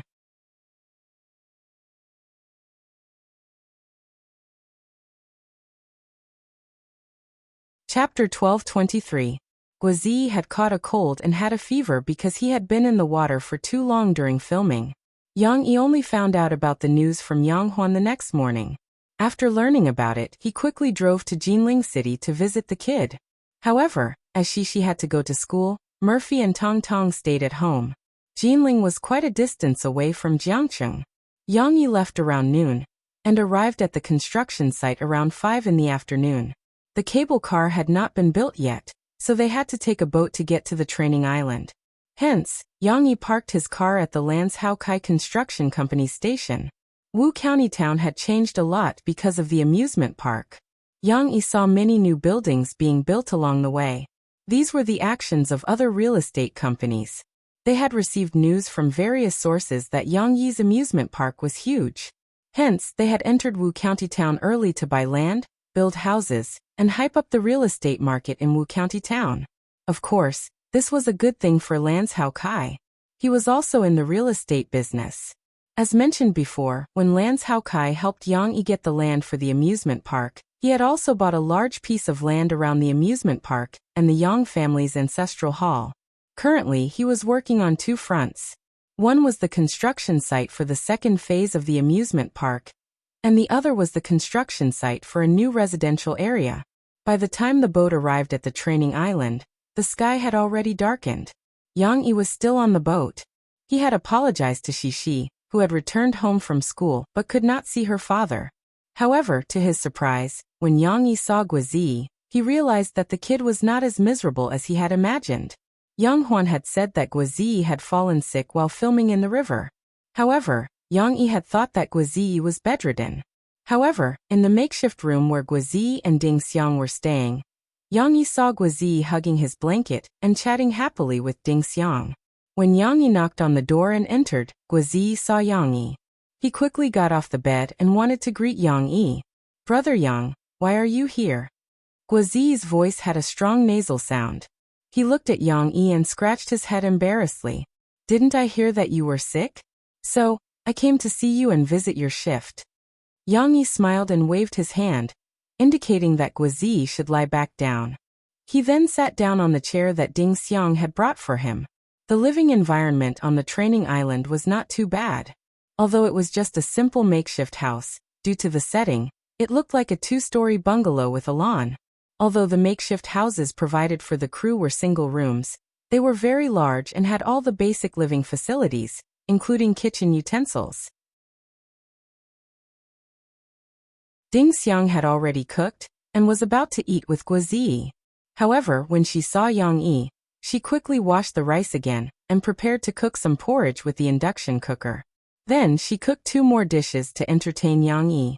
"It's just a small cold. I'm too embarrassed to tell you that I've delayed the filming." Guozi scratched his head shyly and coughed before continuing. "Brother Yang, I'm really sorry to have troubled you to come here. It's just a small illness." "What trouble? I don't have anything else to do anyway." Yang Yi waved his hand and looked at Ding Xiang, who was busy next to him. He smiled and said, "If you want to say that it's troublesome, you have to thank Ding Xiang first. She must be very tired to take care of you while filming on the island, right?" Ding Xiang looked up and smiled. "How could that be? I only cooked for him because he was sick for the past 2 days to replenish his nutrition. I can't do anything special because everyone is on the set, so we can eat whatever we want." Guozi shook his head and took credit for his girlfriend. He said in a nasal voice, "No, Brother Yang, I really should thank Sister Ding Xiang. You don't know, when we came back from filming on the river yesterday, Sister Ding Xiang was already seasick and very uncomfortable, but she insisted on taking care of me. I was so touched. Ding Xiang is seasick? You have to have a good rest. Yang Yi quickly stood up and took away the work in Ding Xiang's hands. No, Brother Yang, I've already recovered. Ding Xiang naturally refused. She even stomped her feet and said to Guizi, Hey Xiaogua, don't make Brother Yang worry about me again. Guizi scratched his head and laughed a little embarrassedly. She felt that her life was a lot less colorful when her father wasn't at home for a day. Especially when she woke up the next day and didn't have her father to send her to school for breakfast. The little girl missed her father even more. When Xixi arrived at school, she complained to Lu Xiaoyu. Little you my papa isn't at home again. I miss him so much. Mom doesn't cook well. She only knows how to scramble eggs, and I ate a lot of eggs. Mom taught me how to play the piano last night. Then I felt that Mom wasn't fun, so I couldn't understand what she was saying. My papa will read books with me at night. Then sometimes he will tell me stories. Last night, Papa wasn't at home, so I could only read books by myself. The little girl rambled on, but in fact, she was just describing how much she missed her father. Lu Xiaoyu was also a very good listener. She listened to Xixi's narration and cooperated with her to make expressions of sadness and worry. It seemed that she also felt the same as Xixi. Finally, Lu Xiaoyu waited for Xixi to finish before she asked curiously, Xixi, why isn't your father at home? Because my papa is on a business trip. Xixi blinked and replied. At this time, Jiang Chen, who happened to pass by Xixi, stopped in his tracks. He frowned and looked at Xixi. He didn't hear what Xixi said before, but now he heard Xixi say that her father was on a business trip. On a business trip? My father sometimes goes on business trips, but my mother is better. My mother and I are still very happy at home. Lu Xiaoyu said. But I still like my papa. Xixi pouted her small mouth, twisted her little butt on the chair, and said unhappily, Hee, I know your father is super nice, I also like your father. Lu Xiaoyu and Xixi laughed and comforted their little friend. Aya, Xixi, don't worry, your father is on a business trip and will be back soon. At this time, Jiang Chen, who had been listening, suddenly shouted at Xixi with red eyes. Don't let your father go on a business trip, then your father won't come back. Most men on business trips are bad guys. What? Xixi was a little confused by his roar, and didn't understand what Jiang Chen was saying. The problem was that after Jiang Chen finished yelling, he ran away with his head down, leaving the two girls looking at each other in confusion. What is going on?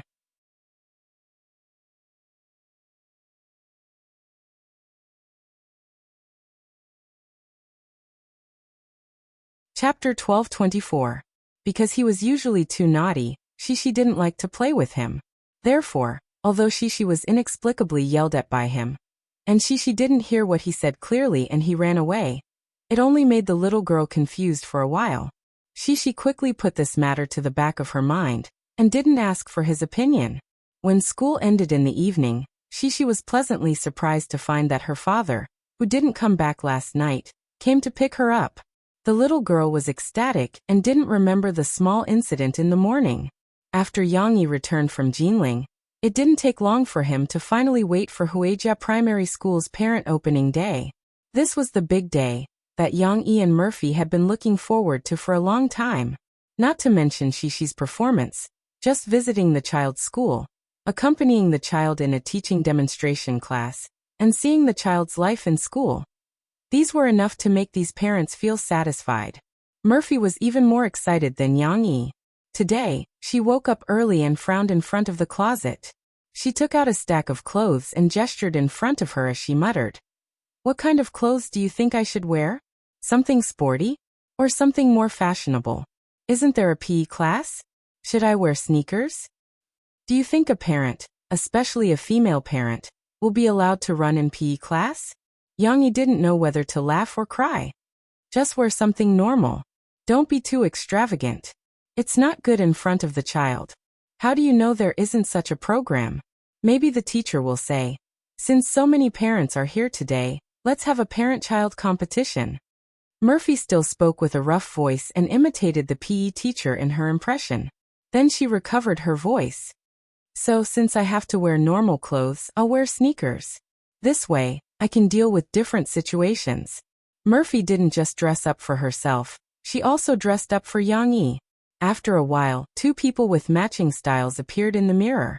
Murphy wore an orange-red collared t-shirt and long beige casual pants, while Yang Yi wore a white striped collared t-shirt and khaki casual pants. Of course, this kind of outfit looked very old-fashioned on other people, but Yang Yi and Murphy were different. Mo-Fei's figure was too good. Not only was she curvy, but her pair of long legs also made the casual pants look like a trendy street photo shoot. Furthermore, her exquisite and beautiful appearance made people forget about the flaws of her clothes. One look and they would be attracted to her. Yang Yi wasn't bad either. He was tall, burly, and had a well-defined face. Even if he wore casual clothes, he looked like a tight suit. His broad chest and thick arms made him look like a tough guy in the movies. He was quite stylish. Yang Yi looked carefully for a while and laughed. Do you know what I'm thinking? Murphy was satisfied. She asked casually, "What are you thinking?" Yang Yi said happily, "I think we're not going to attend the open house of our daughter's school, but to play golf." Murphy took a closer look. It was true, but she was too embarrassed to admit it. She even elbowed Yang Yi and threatened him with her beautiful eyes. "If you dare to talk nonsense, I'll be fierce." Yang Yi smiled and raised his hands to surrender. No, I think it's good to dress like this. It's low-key and classy." Yang Yi and Murphy were not the only ones who looked refreshing. Tong Tong was also dressed very handsomely. The little guy wore a zipped sports jacket, but the sleeves were rolled up to his elbows, the zipper was pulled up to the top, and the collar was raised. Then he wore a small cap upside down. Even though his little face was still a little chubby, Tong Tong now looked like a cool kid. However, her parents and brother were all dressed up very well. She could only wear her school uniform. Although the school-style girl looked good, she was already tired of wearing such clothes. "You can all wear new clothes, but I can't." When the little girl got into the car, she was still pouting and unwilling. Interestingly, when they arrived at the school, they quickly realized that although Yang Yi's family and Lan Zhou's Kai's family had chosen to keep a low profile, the other parents were dressed more ostentatiously than the other. Or rather, they were dressed in fancy dresses, cheongsams, designer bags, high heels, belts, and so on. The most important thing was to know how to match and have good taste. For example, Liao Qianqian's mother wore a leather skirt, a windbreaker, and a small top hat. She stood out among the other mothers. Liao Qianqian's mother was still relatively young. She looked like she had given birth to Liao Qianqian when she was still in her 20s. In comparison, Liao Qianqian's father, a middle-aged man, looked like he could not keep up with his wife's pace. While Yang Yi was still secretly wondering why Liao Qianqian's father and mother were of different ages, Murphy moved to Yang Yi's side with a little grievance. "I feel that we look a lot older wearing these clothes." Murphy muttered unhappily to Yang Yi. She was a little regretful. The clothes that she and Yang Yi were wearing looked good at home, but compared to the other parents, it was like osmanthus flowers meeting peonies. They could only be considered as pretty girls in a humble family. In public, they were overshadowed by other people's beautiful purples and brilliant reds. "It's okay, we are here to watch Shishi's performance today. She is the main character. How can we steal the spotlight, right?" Yang Yi smiled and comforted her. Murphy reluctantly accepted Yang Yi's comfort, but she did not have time to care about it. Because among the parents, as a big star, she quickly became the focus of everyone's attention.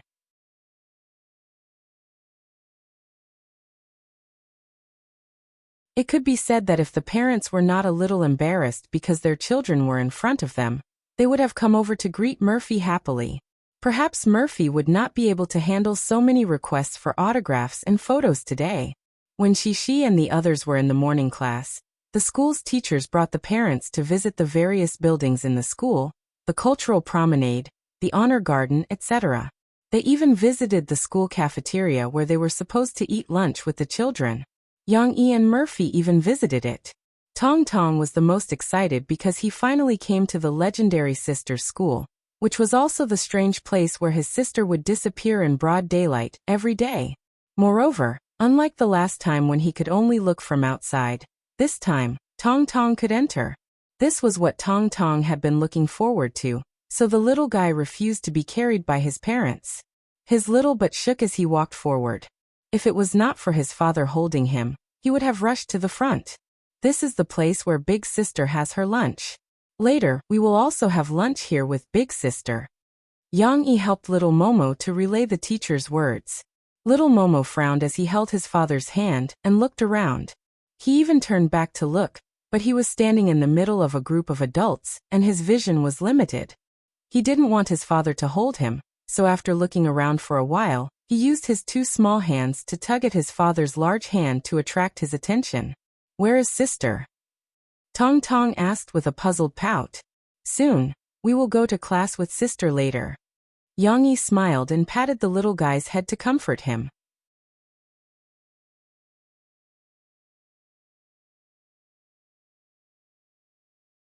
Chapter 12:25. Finally, I can go to Shishi's class for an open class. Yang E. Murphy and Tong Tong followed the parents of the second grade class 3 to Shishi's classroom.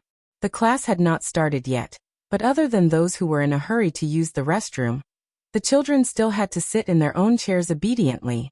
Teacher Li Ruolin was busy arranging the seats for the parents. There were some round stools placed in the middle of the aisle that did not take up much space. There were also stools placed at the back of the classroom and in front of the blackboard.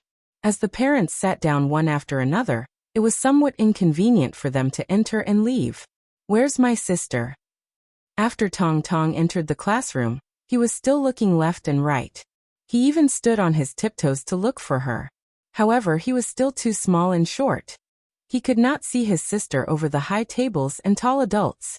Therefore, he anxiously asked for his father. "She's over there."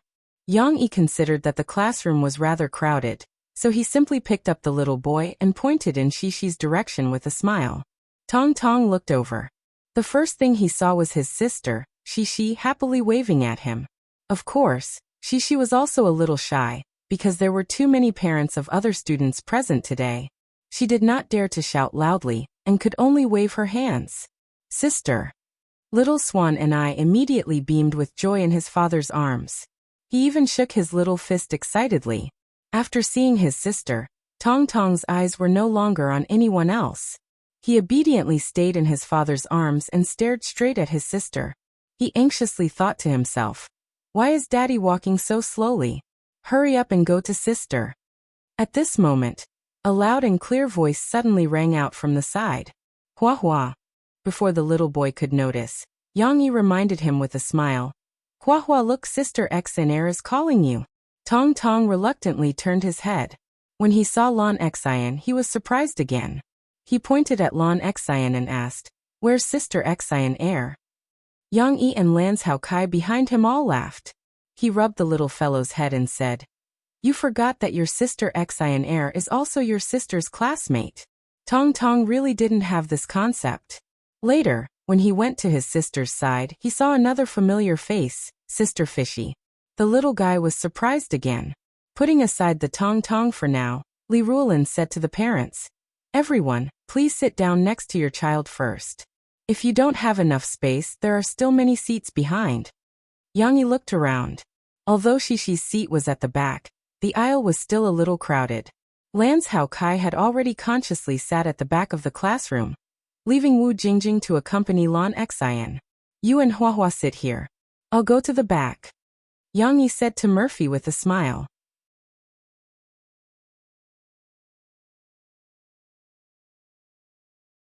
Before Murphy could say anything, Shishi said anxiously, But I want Papa to listen to the class with me." Murphy suddenly covered her chest and looked at Yang Yi helplessly, indicating that she had been hit 10,000 times. "It's rare for Mommy to come to school. You should satisfy her wish. Good girl. Daddy can sit at the back and watch you in class. If you answer the questions positively, Daddy will be very happy." Yang Yi smiled and rubbed Shishi's little head. "But I still want Papa." Shishi pouted her little mouth, pulled her father's hand, and said unwillingly, Okay, don't you have 2 classes? In the next class, why don't you let your Papa accompany you in front? We'll take turns to accompany you," Murphy said reproachfully. "Really, you rely on your Papa for everything." You don't even want mom anymore. Shishi reluctantly agreed. The class started. Tong Tong did not have a seat of his own, so he could only sit on his mother's lap. However, Murphy only sat on a round stool, which had limited support. Tong Tong was a little uncomfortable sitting on it. He curiously looked around for a while, and felt that his little, but was being pressed by his mother's lap. Oh, Tong Tong struggled to get out of his mother's arms. Murphy quickly hugged him tightly and scolded him seriously in a low voice. Don't make trouble, sister is in class. If you continue to disturb sister, I'll take you out. You can't go to class with sister anymore. However, Tong Tong had his own ideas. He pouted his mouth, snorted twice, and struggled in his mother's arms. He still did not give up and said, Oh, I want to sit with sister. Although the teacher on the stage was still teaching the class calmly as if nothing had happened, Mo Fei could clearly feel that many parents next to her had turned their heads to look at her. Mo Fei felt that her face was burning, and she was so embarrassed. What sin did she commit today? Her daughter did not want her mother to accompany her. She wanted her father. Her little brother did not like to sit in his mother's lap, yet he insisted on sitting with sister. Murphy suddenly felt very tired. She wanted to ask Yang Yi for a hug. Fortunately, when Cece saw this, she took the initiative to move her butt and make some space for little Swanee. Murphy was also afraid that Tong Tong would cry and make a scene, which would make it impossible for the teacher to continue the class, so she had no choice but to let go of him. I'll let you be for now. Let's go home. I'm worried about your butt. Little Momo didn't care about the future.